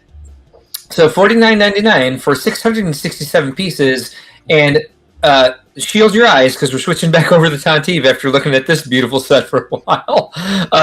This is probably going to be ridiculous. $54.99 for 502 pieces, but it does come with the free 5s figure. But you also hate that figure because reasons? I don't know. Something to do with helmet printing? I'm not even sure. Right. MG's also got a vote for the Fox. Obviously, it's a pretty clean sweep in the chat, at least for Fox. Yeah, I think the Tontive got murdered. Just got absolutely slaughtered here. Wow. Jesse, can we get a roll? I was gonna say Tontive can claw one back. It might be a little late for a tip or a coin toss, but let's try. The dice are gonna be its only vote if it gets any. Give the purple dice to the Fox and see how we do here. Purple dice 15, Star Wars 7.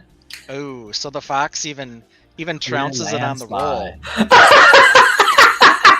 Oh, that's fun. Hey, we can walk away from that one proud. Everyone loves that Fox. That Fox has been a darling of the entire tournament. And so we can move on to our last matchup of the night, which is over here in our Fort Wayne region. We are looking at the Wolf Mask Shadow Dojo versus the VTOL Heavy Cargo Spaceship, other letters and numbers, blah, blah, blah. So let's take a look at these two sets as we move into the final matchup of the Elite 8. Everyone's on pins and needles. Here we have the Wolf Mask Shadow Dojo. What do you guys think is going to happen here tonight? If you can pronounce Wolf Mask Shadow Dojo enough times, it's got a chance. I think a lot of people are going to be enamored with this. Not only did it take out the dwarfs. It took out the dwarfs. Dwarfs. Yeah. Are very high seeded set, and the fact that I can't say it. It's on fire. Really, just has been intense for it, and a lot of people are voting for it already. It's rolling in upsets. Jesse, what do you think of the set? I love Ninjago. It's got a lot of flavor in the build. I wish it was a little built back. I've seen better, more depth. Yeah. But let's take a look at that. What you're talking about here is that it only seems to be six studs deep inside the dojo, huh? I know it's kind of a tree fortish kind of look to it with all the and so I don't know if it's from the show or what the story is there. It's got a nice little tournament thing. I wonder if there's playability right there. There is actually. Have we looked at that up close? That's look at the little arena in front. Yep, and they've got the little our little magic invisible sticks here, showing that they're flying through here, right? So there's something, and there seems to be a playability feature where you can grab this thing and have your thumb on the edge of those and have them compete in some sort of battle. And it seems like there's more action features in here, and that we see only torso coming out of this guy. There's a trapdoor there. There's all sorts of stuff. So it may be shallow as for the depth of the dojo itself, but it doesn't do what those Lord of the Rings sets did, right? Where it was like, here's the Mines of Moria, but it's really just what the actual movie set was with everything CGI'd behind it. And it does give us it gives us a pretty good atmosphere, a pretty good full play set, and a full environment for whatever part of the Ninjago saga that this is representing. This is in my wish list. And let's look at these figures. Oh yeah, go ahead, Jesse. I'm sorry. No, I want to see the figures some more. I'm more into the bad guys now. Yeah, of course. And what their wolf mask stuff can do for me in some other gaming. So those 4 on the right are winning me over. The shoulder pieces on the ninjas looks new though. I do like that. It looks almost like fuzzy, like it's made of fur, maybe. Yeah, I don't know. I mean, on the wolf guys, it's some sort of wolfy, fluffy, wintry type look. And the Ninjago guys, apparently they're a bunch of climbers this time around. Yeah, there's a lot of climbing going on. We're in the mountains for sure. Yeah. Okay. And VMAC is voting for the wolf mask largely because it took out that MP4/4. Yeah. It's his favorite. Charlie Kaufman also says wolf. Is this what you interpreted as a vote for the wolf? Senna Sempre must be something from Ninjago, yes? No. That would be Senna, the MP4/4 driver.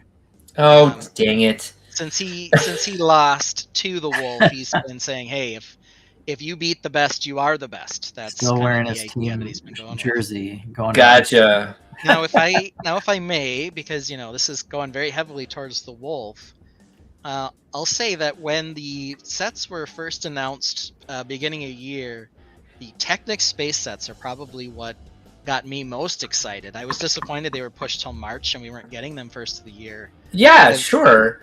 The VTOL here has a lot of cool features, and they can all be controlled by, you see that blue gear in the middle there? Mm-hmm. So blue gear on one side, black gear on the other, and then there's a locking mechanism in between them. So all of the functions can all be handled there. So you can pick up the VTOL right there in the middle. Yeah. And control all the functions with your thumb. Okay. So it's very playable in that way. You can both swoosh it and run all the functions with one hand. Yeah, Ben, let's go ahead and talk more about this, even though we've only had Wolf Mask Shadow Dojo votes in the Tainted. What else did you like about the set? Yeah, so the landing gear comes out in a really cool way when you use the function for that. Mm-hmm. That also has, the first time I've seen a Technic set with a good number of greebles. So the engines have some greeble details on them. You can open up the engine covers on these and see the detail inside. I like seeing these cones in transparent light blue, huh? Have we seen that before? We maybe have. I think it's that Technic circle piece with the extra pinholes and axle holes. We may have seen it in light bluish, in that trans light blue, but it's a very nice piece still. And we got tomato soup. We got a good amount of tomato soup and unique elements. Yeah. It can also pick up the smallest Technic set, the other rover, with its little grappling function there. They don't really advertise it anywhere, but it can lift up the other smallest Technic set in the wave. Yeah. I mean, don't look now, but heavy cargo spaceship, blah blah blah, is fighting back a bit here. We've got one vote in the Tainted for the whatever this thing is called. Yeah. Changing sides of the aisle. Yeah. Hey. Well, you can do that. That's what happens during the tournament. There's all sorts of turns and surprises. But yeah, look at this. Some more greebling on the inside of these upward rotors. I don't even know what you would call that. The thrusters. The VTOL function, the vertical takeoff function. PNG says the back of the model looks like a Boeing 737 MAX because it's missing panels. That's just kind of harsh. I think that's more of a shot at the 737 than this set. Yeah. Hey, it's out there. There you go. But if you're triggered, you're triggered. So go ahead. Yeah. the cockpit kind of triggers me because it doesn't have like a windproof. The split in the middle. Yeah. It's very open. Gabriel Cabral is voting for the heavy cargo spaceship. We forgive you, PNG. Okay. No worries, man. So yeah, I mean, maybe we do a dice roll as well on this. We haven't yet. Yeah, good call. All right, purple for Ninjago. Purple gets a 16, and the spaceship gets 12. Oof. Oh, that was close. Oof. That's some high-scoring game here. Well, I'm gonna, for the sake of everything here, I'm gonna vote for the VTOL. Yeah. It is a 3 seed versus the Shadow Mask, which came in at a 4 seed. So far, the Tainted have definitely been with Wolf Mask. Yeah. The dice also with the Wolf Mask. So I think Wolf Mask is ahead unless Jessie or Mark want to give some love to the VTOL. I don't think we can win it for the VTOL at this point. Oh wait, we got one. Oh hey, look, it's gaining some traction. We're getting close here. This for the last matchup in the Elite Eight. We're getting down to the wire. Jessie, what are you thinking about this? I'm still going with my Ninjago favoritism. I don't plan on getting the Technic set, so Wolf Mask Shadow Dojo gets my vote. Yeah, I would say I love me some Ben, and I know Ben stepped in for Maple, but the way we've been playing this, what do we own? What do we like? What speaks to us? And if I'm to be honest and like do the tournament, the justice it deserves, I'm gonna say I would probably not buy the set, but I might buy one, even two of the Wolf Mask Shadow Dojo. So I'm going to vote for that one as well. Apologies, Ben. I know you love this set, but I think I'm going to help knock it out here because I do think it is overall appealing to more people, the winner of this round. All right. Well, I think that's it. We've got the votes. And if I'd have known more people were going to vote for Wolf while I was saying that, I'd have just voted for this for my buddy Ben. We can get to the updated bracket. I've been following along. Yeah. In my slides here. So while you do that, I'm just going to go through real quick and say and show you the pictures of the winner. We've got the Medieval Town Square moving on to the Final Four. We've got Maple's Pumpkin Garden moving on to the Final Four. We also have Forest Animals, Red Fox, and others moving into the Final Four. And last but not least, we have the Wolf Mask Shadow Dojo. We get to try to say that for another week next week. Yes, and as Mark just showed them, the recap, here's the actual bracket. Reigning Supreme, a number 8 seed / 1 seed out of Indianapolis. Maple. Look at that. Road to the Final Four. Goes through all the other Animal Crossing sets and beats out the Year of the Rover. Red Fox, the darling, continuing his probable run. Yeah. And where'd this one come from? A number 4 seed also. I know, right? Surprising. Wolf Mask Shadow Dojo. Can't believe the dwarfs fell out so early.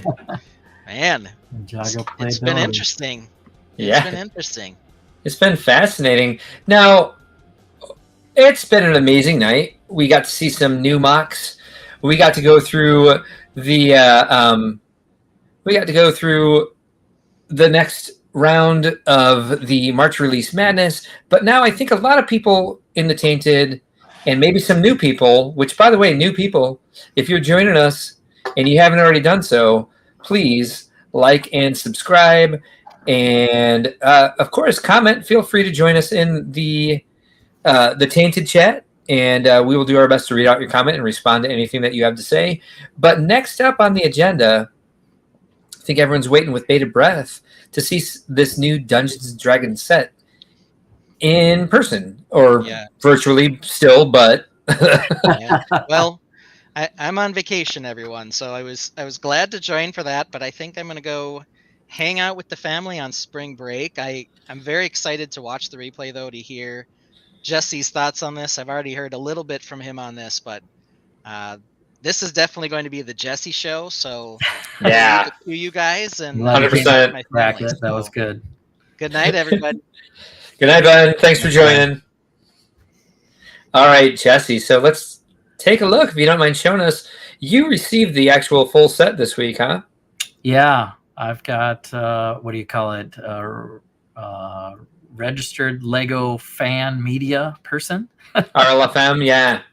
And has been prompted through Lego to do you play Dungeons and Dragons? Are you a dungeon master? Would you be interested in this thing? And yeah, we've been playing. But I happen to be the dungeon master, so wow, couldn't believe it. My good friend Mel Brown sent me this beautiful. Oh, I love Mel. Yeah, and he's a great guy, and he did his part, did his videos, did his review, and shipped it off to a dungeon master. And so our plan all along was to play Dungeons and Dragons with the set. And lo and behold, in the last few hours of the release, the official release earlier this week, it was also announced that it comes with its own adventure module. Oh, what is that? This is the Red Dragon's Tale. Nice. What? Official Dungeons and Dragons and Lego working together, Wizards of the Coast. And like the books behind me that I use for dungeon mastering, this is an adventure module like those books. What? You get the storytelling, you get the magic items, you get the prompts for a dungeon master to understand like all the secrets when you build the set, why that little potion is there, or why some spiders are crawling up the wall. Oh wow. The whole set is built with storytelling in it, and all those little secrets are built into this adventure. Dang. That is, I didn't realize they were going so in depth, but I shouldn't be surprised at the same time. I feel like that indicates that they are going to be doing a lot more with this property in the future. This is like the next Minecraft, perhaps. Yeah. Wouldn't that be great? Yeah. If they went to the trouble of, and I'm sure it's D&D, like if we're going to do a Lego set, we're going to make it playable. And to make it playable, we need to help new people how to tell this story. And I would say if you're a player, you don't need this book so much because it's full of spoilers for the story. It's for the game master. Interesting. So PNG Bricks chimes in with an opinion of the set itself. Did that set well, minus the dragon. It's a little pricey, so not day one for him. He'll get it, but not for a while. What do you think of the dragon there, Jessie? The dragon's pretty awesome. I can grab that off of the top of one of these towers here. Yeah. Before I flip the camera. All right. Let's take a look. Let's take a look at this bad boy. All right.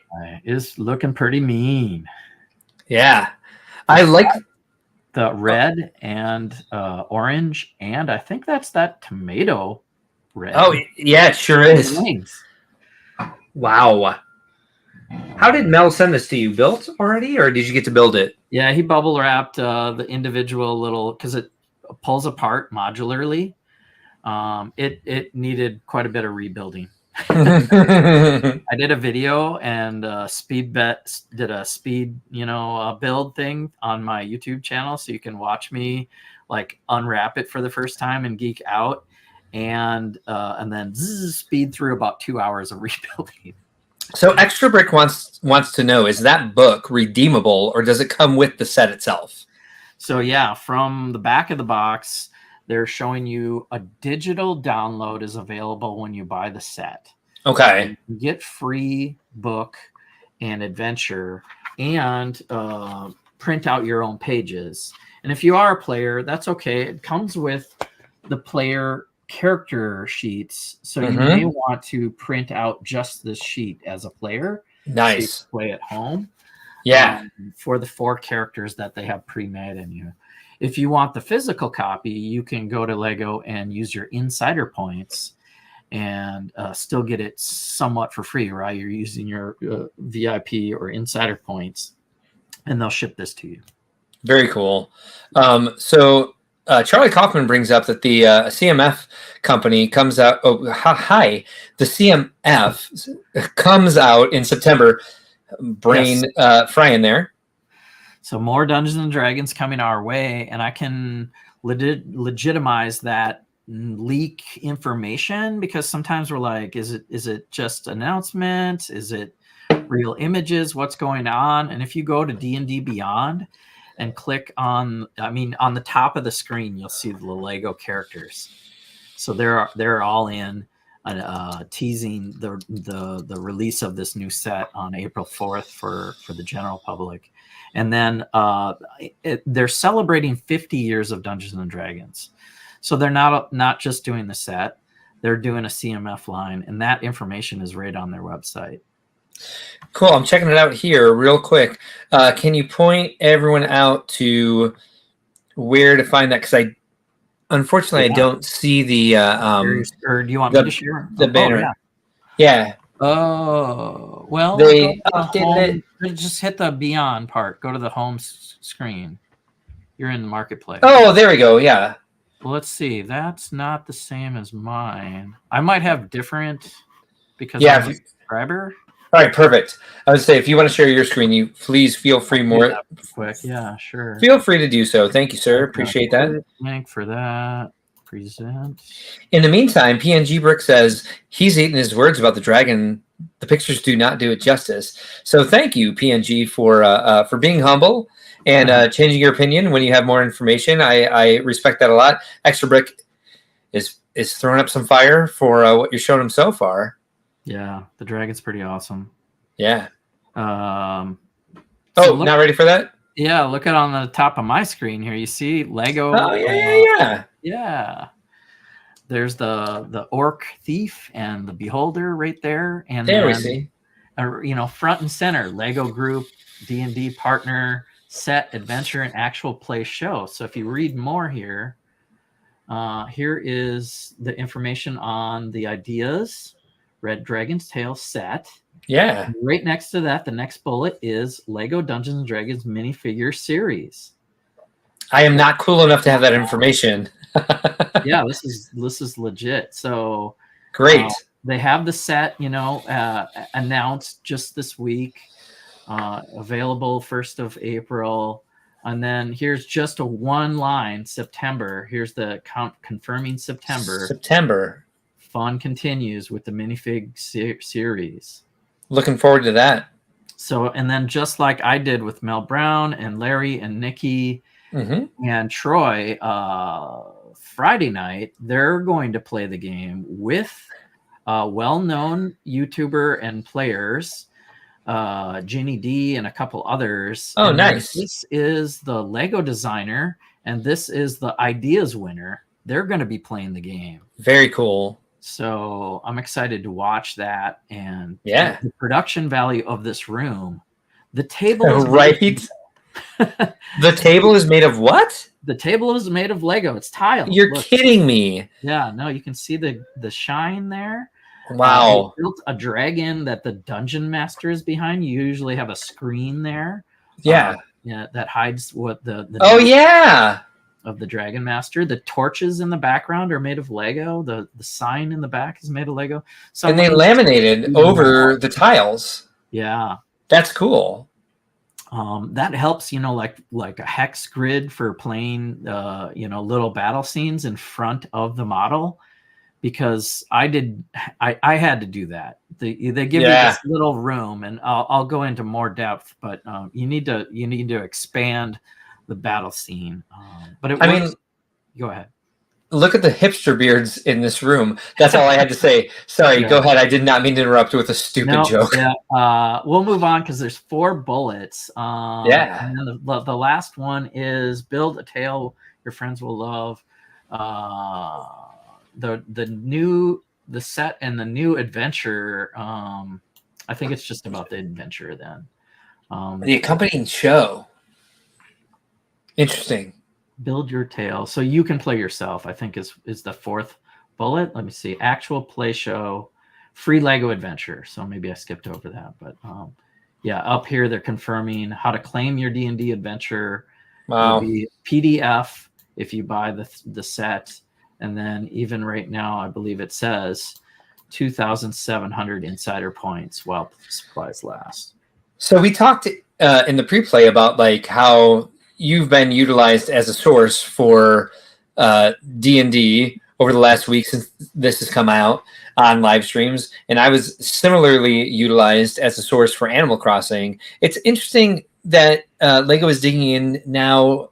They're shifting a bit from movie IPs to game IPs. They've always both been there, but it seems like they're really digging into the games. Yeah. Who knows what else they could do? No kidding. This is like no other idea set, though. I mean, all these perks are coming with it, and like I said, I mean, and then like on top of that, I mean, D&D is just celebrating 50 years with some other stuff themselves. So there's going to be Pop-Tarts. There's going to be all kinds of weird stuff, probably. Knickknacks they can get. But how cool is that? They have it at the top of this page there. Yeah. Thanks for letting me share that part. Oh, of course. Yeah, no problem at all. So as you take a look at the of the set, I'm going to go fix my allergy eyes real fast. Oh, okay. You want to put me on the big screen then? Because I can do a flip. Let's see. There we go. I'm going to go fix my eyes real quick. Oh, no, I hear you. I got contacts in from all day. Wow. And this is what's in front of my table, and this is how we played D&D on Friday night with the castle. So you have the Lion's Night Castle surrounding. You have the medieval town square split on both sides of the blacksmith shop, and the D&D set itself is right here, which comes apart, and this tower, which, as you see, shifts away really easily for you to play the game, pop off. Is that still on the screen pretty good? No, I pushed it too far forward. There we go. Sorry about the shake. So I'll push it back. But you can pull off this module and separate. Oh, I think I have a person like standing in between this guy. And maybe I'll show how cool that looks all together. And then I've got all my figures all around this thing. And spoilers for some of the monsters. But yeah, it's pretty cool. And it just fits all in with all the other medieval stuff. Thanks. P&G says like how it integrates. Yep.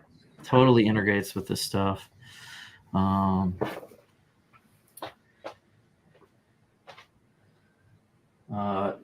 have a couple of things I need to grab too. What?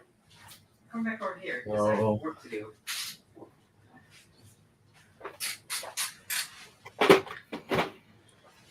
There is so many things. I don't know where to start. Extra Bricks says, just take my points now. Very excited about this coming up. PNG Brick says, game IPs will bring more buyers over time, especially new buyers. Think of it as a SAN entrance drug into Lego. I agree with that. Maybe there's some misspelling there because I don't know what a SAN entrance is, or maybe I don't have knowledge of the words that I see. But I feel the same way about Animal Crossing, and I think that's one of the reasons I have problems with some of the simple builds that are in them. Is that they're trying to get like sort of a gateway into the system of Lego building in order to bring new fans in that are interested just in one IP, and I think that's a good point because they have similar demographics. I found that out myself with the targeted marketing that we're doing for the Brick World shows. Oh my gosh, I love those colors together so much. Great use of tan as a neutral with those beautiful warm and cool colors mixing together. Wow, is that nice? On the roof, yep. Yeah. All the gold window inserts and playable in a couple of different ways. The chimney is really well done too if you're looking at techniques. PNG really likes how you integrated it with the other castle sets. He also says, Eye of Sauron in. Yeah, I know. I thought the same thing. The Eye on Sauron. I think it's a beholder thing too, with the eyeball, monster. But the inn is called In Plain Sight. In Plain Sight. I love that. So there's a play on words there, of course. Of course. And inside the bar on the lower level, you've got some beers and some wines. And it's well known for its chicken hot hot sauce there on the table and a chicken wing, and that's all part of the story.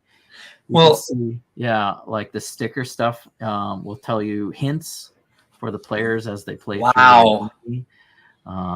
So it's decorative and storytelling. Well, and it kind of reflects your opinion on the Wolf Mask Shadow Dojo, and that you didn't think it had enough depth. And this is a respectable depth, but not like the most detailed. I guess what I mean is, like, when you first see the depth of this module itself, you wouldn't expect that detail in there, but they've done quite a bit of detail. Just it's a modular castle city with a ton of detail in there. And as you're telling us, all those stickers are clues to being able to play this. I expect, and I wonder if you agree, Jessie, that they're going to be coming out with more sets like this that have modules that will fit in, be part of the story, and have those same sorts of clues to expand the story. I hope so. That they've it seems like it. They'd be crazy not to. They'd be crazy not to if they're doing a CMF line, and Wizards of the Coast wants to piggyback off of that stuff. Then why not? So I showed a little bit of the top of the bedroom in the top. Where the dark red is actually, I've replaced the bed and the mimic to fit into a larger playable room. Oh, interesting. So you have the bed here, which is actually mimic also. And then this mimic, so I could have the players come in the door and then decide what to do and move around the room. If you want to go over here and check out this little side room. Yeah. See what's hidden in that room. This is the size and scale of what I do as a DM in Lego, where I build some just real basic walls that match the format of what's in the map of the adventure. Yeah. Then it allows us to take the actual characters, like I did before, and move them around in the room. Fantastic. Yeah. What do you think about Reed's suggestion here that each CMF figure would have some story information in their packets? Yeah. They give you 5th level characters in this adventure, and they prep them with some gear and a few little items, but they want you to come up with your own name. Number one, so you can personalize it. And as you find magic items in the adventure, you start personalizing it more. Like, oh, I found that, and now I can have a magic shield or a magic sword. So is that something that you're going to track with like in-person gameplay, or is that something you track through, say, like the Mario sets have like the QR code on each piece? Is it something they're going to have an app that you track it through and you can play by yourself, or? Yeah, if I can share my screen again, actually. Yeah, go for it. I think this is a good tutorial for everybody that's interested. The website I showed before, D&D Beyond. Yeah. If you want to share that again. There you go. I can go to once for free. You can log in and have 6 characters in your account. But so if I go to characters, I can go to D&D Beyond, and I can make a character, call it whatever I want, and track all of the inventory, all of the modifiers, and it's really easy to do as you level up. Jeez. It does a lot of the math for you. I can even go to the builder right now and say, oh, I'm going to make this guy level 6. And then when I go to that, it highlights this. You just gained an ability score improvement. And it's as easy as doing that, and giving them more constitution and giving them more strength. And then boom, you're done at going back to your character, and he's now stronger and has more hit points. Wow. I'm glad we're doing this, because I think part of the Lego community, as they bring in these new IPs, is they may be bringing in stuff that we're not all familiar with, but it's exciting to know everything behind it, because now it's Lego. Now I find myself interested. Yeah. So it's very cool in that way. You can click on the dice and it'll roll. Oh. For you, and then you can click on the damage and it'll roll a different dice and do the it's really well done, this site. So if you want to learn how to play, definitely get D&D Beyond. And then as a game master, you might have to invest into more accounts and starting campaigns. So here's what I did for Red Dragon's Tale. I actually put in the player art and then put in all the 5th level things for that character. And this is Mel's character, and he named it Jirak, and was able to go here and he's got a long sword, or maybe he picked something up in the adventure. But I think where I was getting to is you can come up with backstory for this. There's so many things and tabs and features and descriptions and background, military rank soldiers, things like that. You can make up your own story of why this guy is in the military or left the military, or if it's a wizard going to wizard school. It's chock full of all the digital mechanics for you to keep track of your character. So we use that a lot. Nice. That's I don't know if you have any questions about that, but we have one from the Tainted here for you. Well, I want to know what your opinion of this comment is. Story packs that can be added to any build would be cool. Do you think that's something that would interest you, or totally? Yeah, that's possible. My mind. That's what blew my mind about this set is I was going to homebrew my own story and use the D&D thing, and well, I'm like, we know what we're doing, and we could just make up our own story and play with that set. And then boom, it came with a story. So it seems to me like they're going to be doing some sort of maybe not. They're going to partner with D&D Beyond, or is that just like D&D Beyond is excited about what's coming out? Yeah, no, I mean, D&D Beyond, I believe, is owned by Wizards of the Coast and Wizards of the Coast. All right, cool. Oh, nice. So maybe there'll be like a Lego level if you have a D&D Beyond account that you can get into there with. Reed says, backstories rock. Intertwining characters can be interesting. PNG, thank you so much for your insight tonight. You have a great night as well. Thank you for joining us. So any other insights on that set? I'd like to show off the stone bridge, because it really reminds me of your little fab. I know, I looked at that and I was like, what? Let me put this guy, stand this guy up. Oh, here, let me solo you. Yeah, because you've got all this foliage. Yeah.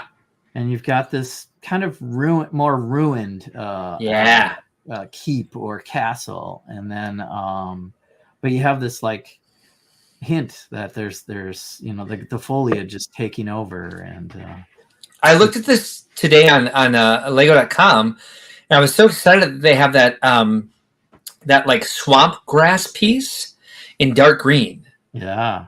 That's very cool. I like the fact that they use 2 different shades of green for the grass. They have bright moving up to dark, like moving up to regular green. And it's just a really nice composition. What a great mod. They could sell this as a set itself. Right. This right here, standalone, is there. This would be the size of the next set. I feel like I feel like that's what they're going to do. And looking at all the individual pictures on Lego.com, it feels like they're getting ready to make this a modular set system, like bumping up what they accomplished with Minecraft. Mm-hmm. Yeah, Minecraft. They spent a lot on that, and Mario's, but these are going to fit together in a different way, I think. Mm-hmm. It's like the old castle sets that you can like connect the Black Falcon's fortress to like the battering ram wall, and like the modulars with their system of connecting together at the edges. I think this is going to be the next level of connecting modules together. Or the original Harry Potter castle, and they're trying to do it again, where they give you the different levels and you can put them all together and they become like one castle when you're done. I think they're taking that idea to the next level with what I see, with what they've done with the modules in this one introductory set. Yeah, you could expand back, or like I did, take the lines like castle. Right. Each other, and I mean, I did that kind of like just to spice up the setting of what this looks like when I first showed it to my players. And then of course one of them right away is like, I want to go visit that place over there instead. I'm like, what are you talking about? We gotta play this. Of course they did. Yeah, he wanted Gisto's magic shop. I'm like, okay, let's right there. We want to do this. Charlie Kaufman asks, does the dragon have eyes? So I kind of wondered the same thing. It is very small and hidden by the horns, and it's a printed piece on a wedge plate. Really? Yeah. See that tiny little yellow? Yeah, very much so. Oh, that's a red 1x1 cheese slope. No, it's the wedge. Oh, the plate itself. Okay, it's a printed wedge plate. You maybe take off. Oh, let's take the whole head off. Don't break your toys.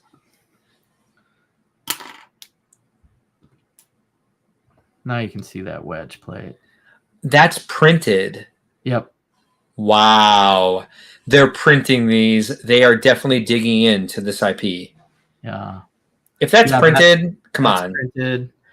I mean, I don't know. It's got eyes. It's a small eye. It's not like staring at you, right? So I don't know if they did that right. Well, the horn is. I feel like that was like a bit of a misstep if they're going to print them that much. Like the horn could be a little bit higher, but how do you make it higher at that point? Like maybe use a different piece, or like I'm sure people will use that piece. Yeah, I totally see it now that I know what it is. Mm-hmm. Oh well, I took that one piece off, so the other sides. Acob's just joining us as we've invoked him so many times tonight.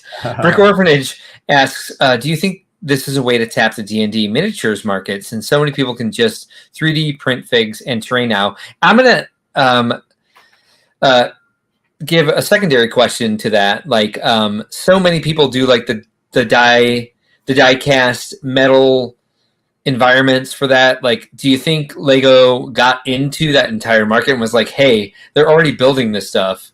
Who's that, sir? This is the Orc Thief. So really good printing on that. I mean, not on the side, but pretty good. That's not focused too well, sorry. But the cool thing about the characters also is you can do masculine or feminine faces. So if you want to play a female orc, you can take the head off because it gives you actual it gives you different heads on a different piece. So the female version's on here versus the male. Wow. Version. It's not just spin the head around. So there's another orc head right there.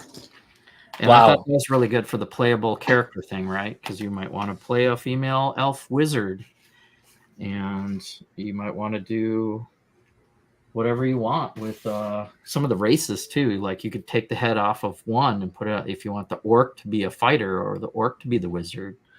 That can probably be done also. They're digging deep into what the D&D community would want in a Lego set. And it seems obvious that they're going to make this a full thing.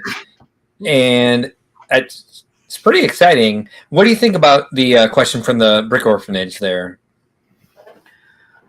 Do you think the way to tap into D&D miniatures is... Yeah, because there's so many, like, and there's, I forget the other one that did all the die-cast, like, metal, like, 3D. Oh, okay. So, I know what he's asking. So, yeah. So to play Dungeons and Dragons, a lot of people do the maps with these die-cast figures, and you paint them. So that market is what they're talking about there. And people are using Lego as an alternative to painting the figures because... Are they really? Oh yeah. And now I think they're buying into that. Like we're gonna print our own custom D&D minifigs, thus the CMF set that's coming out. They have to know. And they don't want to kill the diecast market, but they want to give people a cheaper alternative. And the way you can play with minifigs too, you know, is like, hey, sorry, you got your head chopped off. Yeah, a diecast figure. You know, like I said, if you want to change the heads around, they're so adaptable. I enjoy that you believe they don't want to kill the diecast market, but I think you are correct in that they want to tap into it for sure. This is a custom printed Brickmania Adventurer. So if you hold, I think it'll focus on the face of the figure if you hold the figure directly in front of your face, because the camera is set up to identify faces. I'm wrong. It's not focusing on it. Sorry. I don't know what it's doing, but yeah. I don't have like a special camera. I got the IMAX, so I can do all the. Oh, gotcha. Things. Oh, yep. Yes, exactly. We can still see the figure pretty well. So Extra Bricks is also on D&D Beyond, and confirms that all the Lego info is available once you join. That's why I could not see it. Charlie Kaufman says a lot of people were complaining that it didn't have eyes, just couldn't see them in the pictures. The extra heads are so cool. I hope they put them in the CMF line. Jessie, I believe you want to show us that next module. Yep, might as well give the full package here. Yeah, no kidding. The blocks. There's a cool detail with this printed. Yeah, wow. Printed sphere with a dragon kind of on there. No way. I'm gonna focus really well, but and then there's an evil 5-headed dragon. Yep. There's 5 heads on this like shrine. Yeah, I love that new mold. They're using it well. I hope you see it in a color other than gold, and I made a poem without even trying. Oh, I'm sorry, baby. I kicked my dog as I adjusted my feet. Yeah, she's okay with it. She's fine. She just wants my love. The basement of the tower has a staircase. Staircase is fantastic.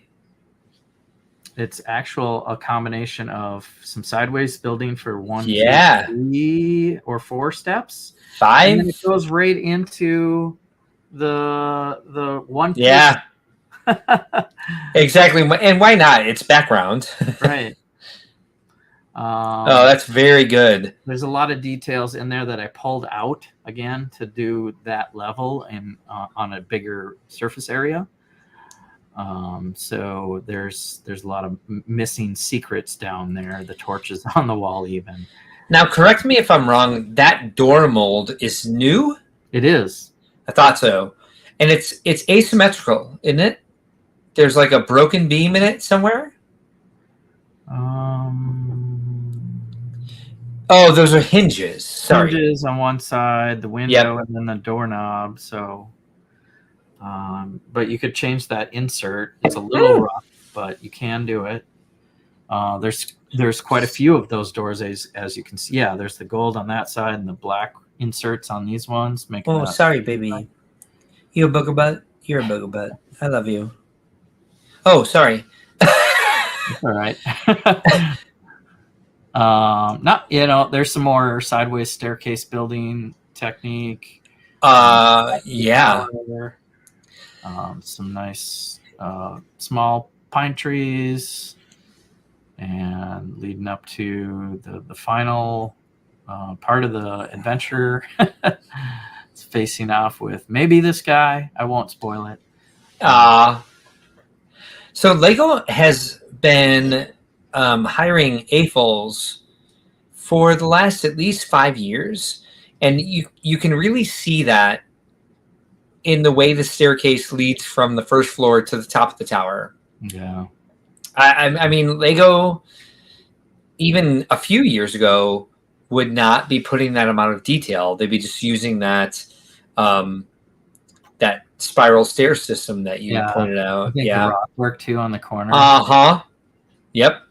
And how the windows are textured, leaning out, or armored or whatever. And, and then the details of above on like.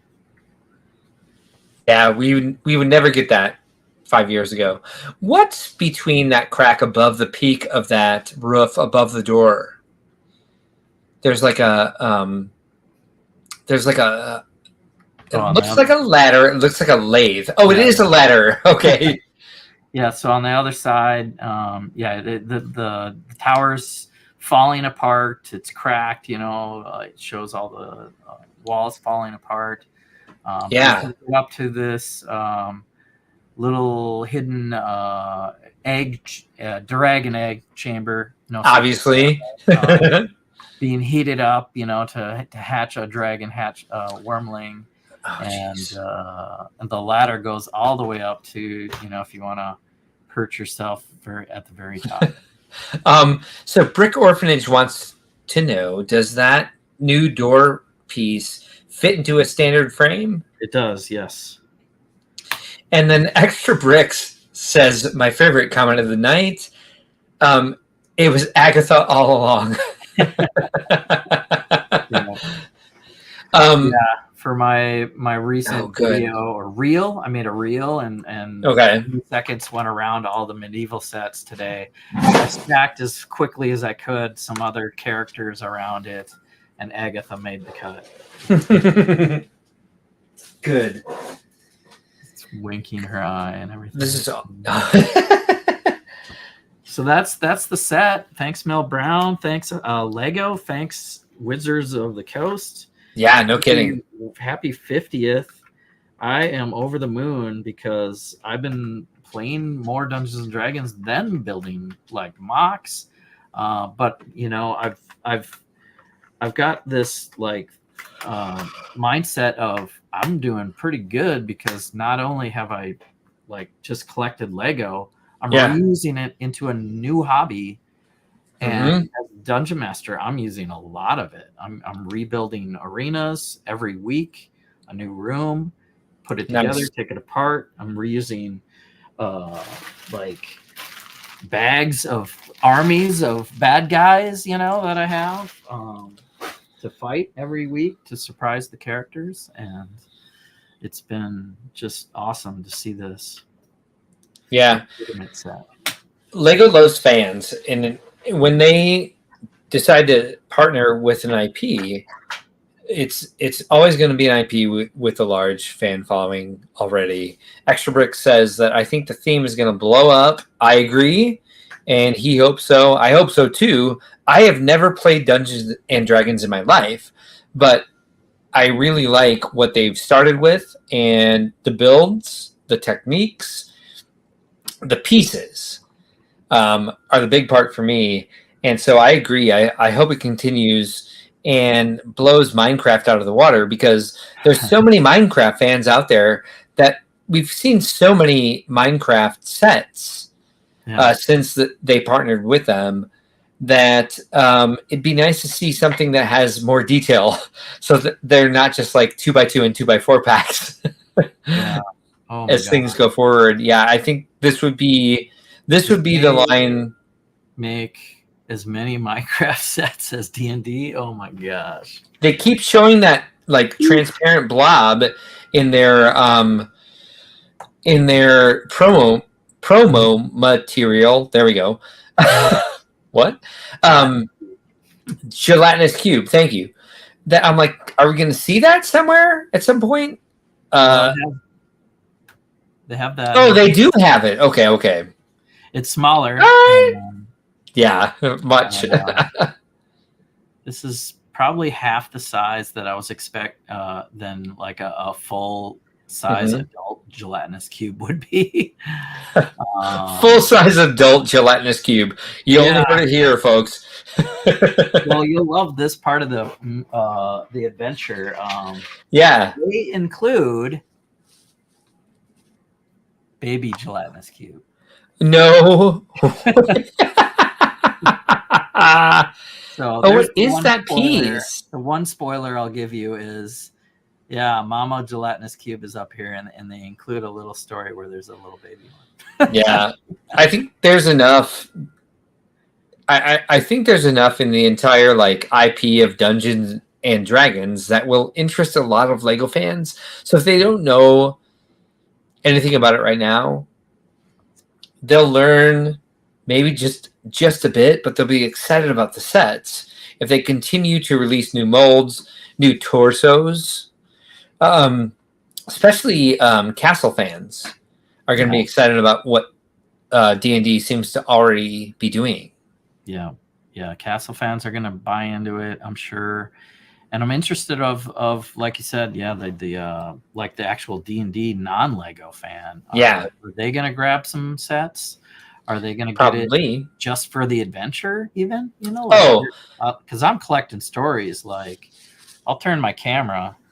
Those are all like $50 D&D books out here that are like full of adventures and full of Game Master material. Well, I think this is a side effect of content creators is like when they're trying to like pump out video after video, any promotion gives them something else to do. So like influencers, content creators who I've been following about Animal Crossing are suddenly like, hey, I built all the Animal Crossing Lego sets. And I'm like, oh, how cute. Oh, did you? How long did that take you? And so I think that it's definitely going to spread its way out into the D&D community and bring more people into the Lego community. Yeah, there it is. And there, I don't have an idea of what percentage, but I think a lot of those fans will become Lego fans after they see the partnership. Yeah, it's coming soon to everyone. The street date is April 4th for general public. If you are an insider, you'll get a April 1st chance to buy this set and or the adventure.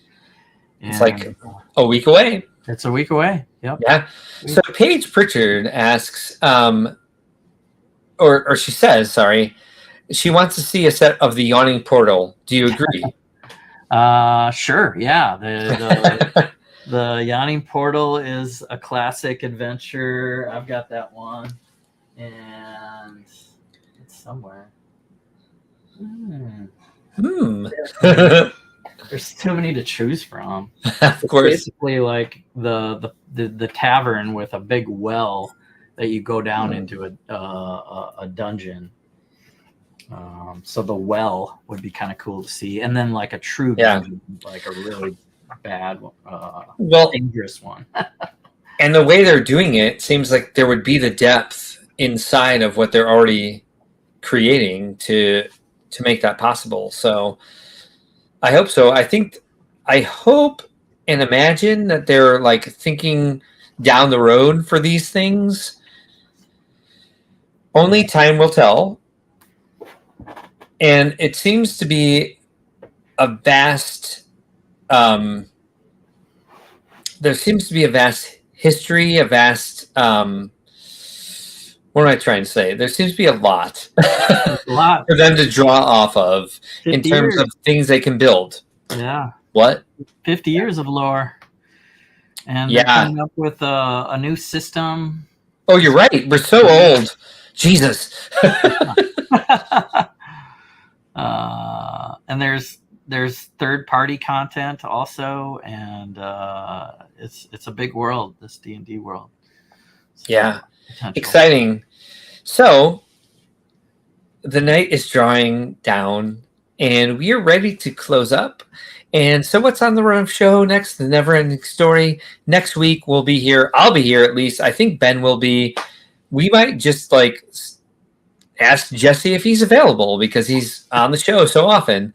And we will we'll probably actually next Sunday's Easter Sunday, but you're right. This late at night is fine. I would probably be home from the early dinner that we usually do. Well, it was nice having your dice and a third opinion to finish out March release madness. So I would imagine that we may ask you to join us this coming Sunday. So Dice Tower. I'll ask officially, are you willing to? Sure, yeah. Awesome. The Dice Tower would be awesome. Yeah. And do you have a Dice Tower for both to roll at the same time? I've been doing I can do both dice in the one tower at the same time. Really? All right, cool. Yeah. I've never used the Dice Tower, so I just don't know. But yeah, we'll see you guys a week from now. Yeah. That's March 31st, correct? Yep. All right. I don't know how many days are in each month. You know, who needs to know that stuff? You never know. Yeah, no one does. All right. And, all right, the way Ben and I like to end the stream is by reminding everyone that one of the people both of us admire tells us that there are no mistakes, only happy accidents, and there it is. And we do love to leave you with an outro, and I made a new one tonight. We've seen it before, but it was played a little bit differently. And here it is. Ben and I are trying to put up more YouTube content. And here's one of the things we're doing. We're giving you building techniques, and the videos do the best for us. They take a little bit longer to produce, but we're trying to work into our schedule the best way to produce more of these for you. Here's the first one that was created for the stream, and enjoy this. Good night to you. Thank you for joining us. We hope to see you again next week.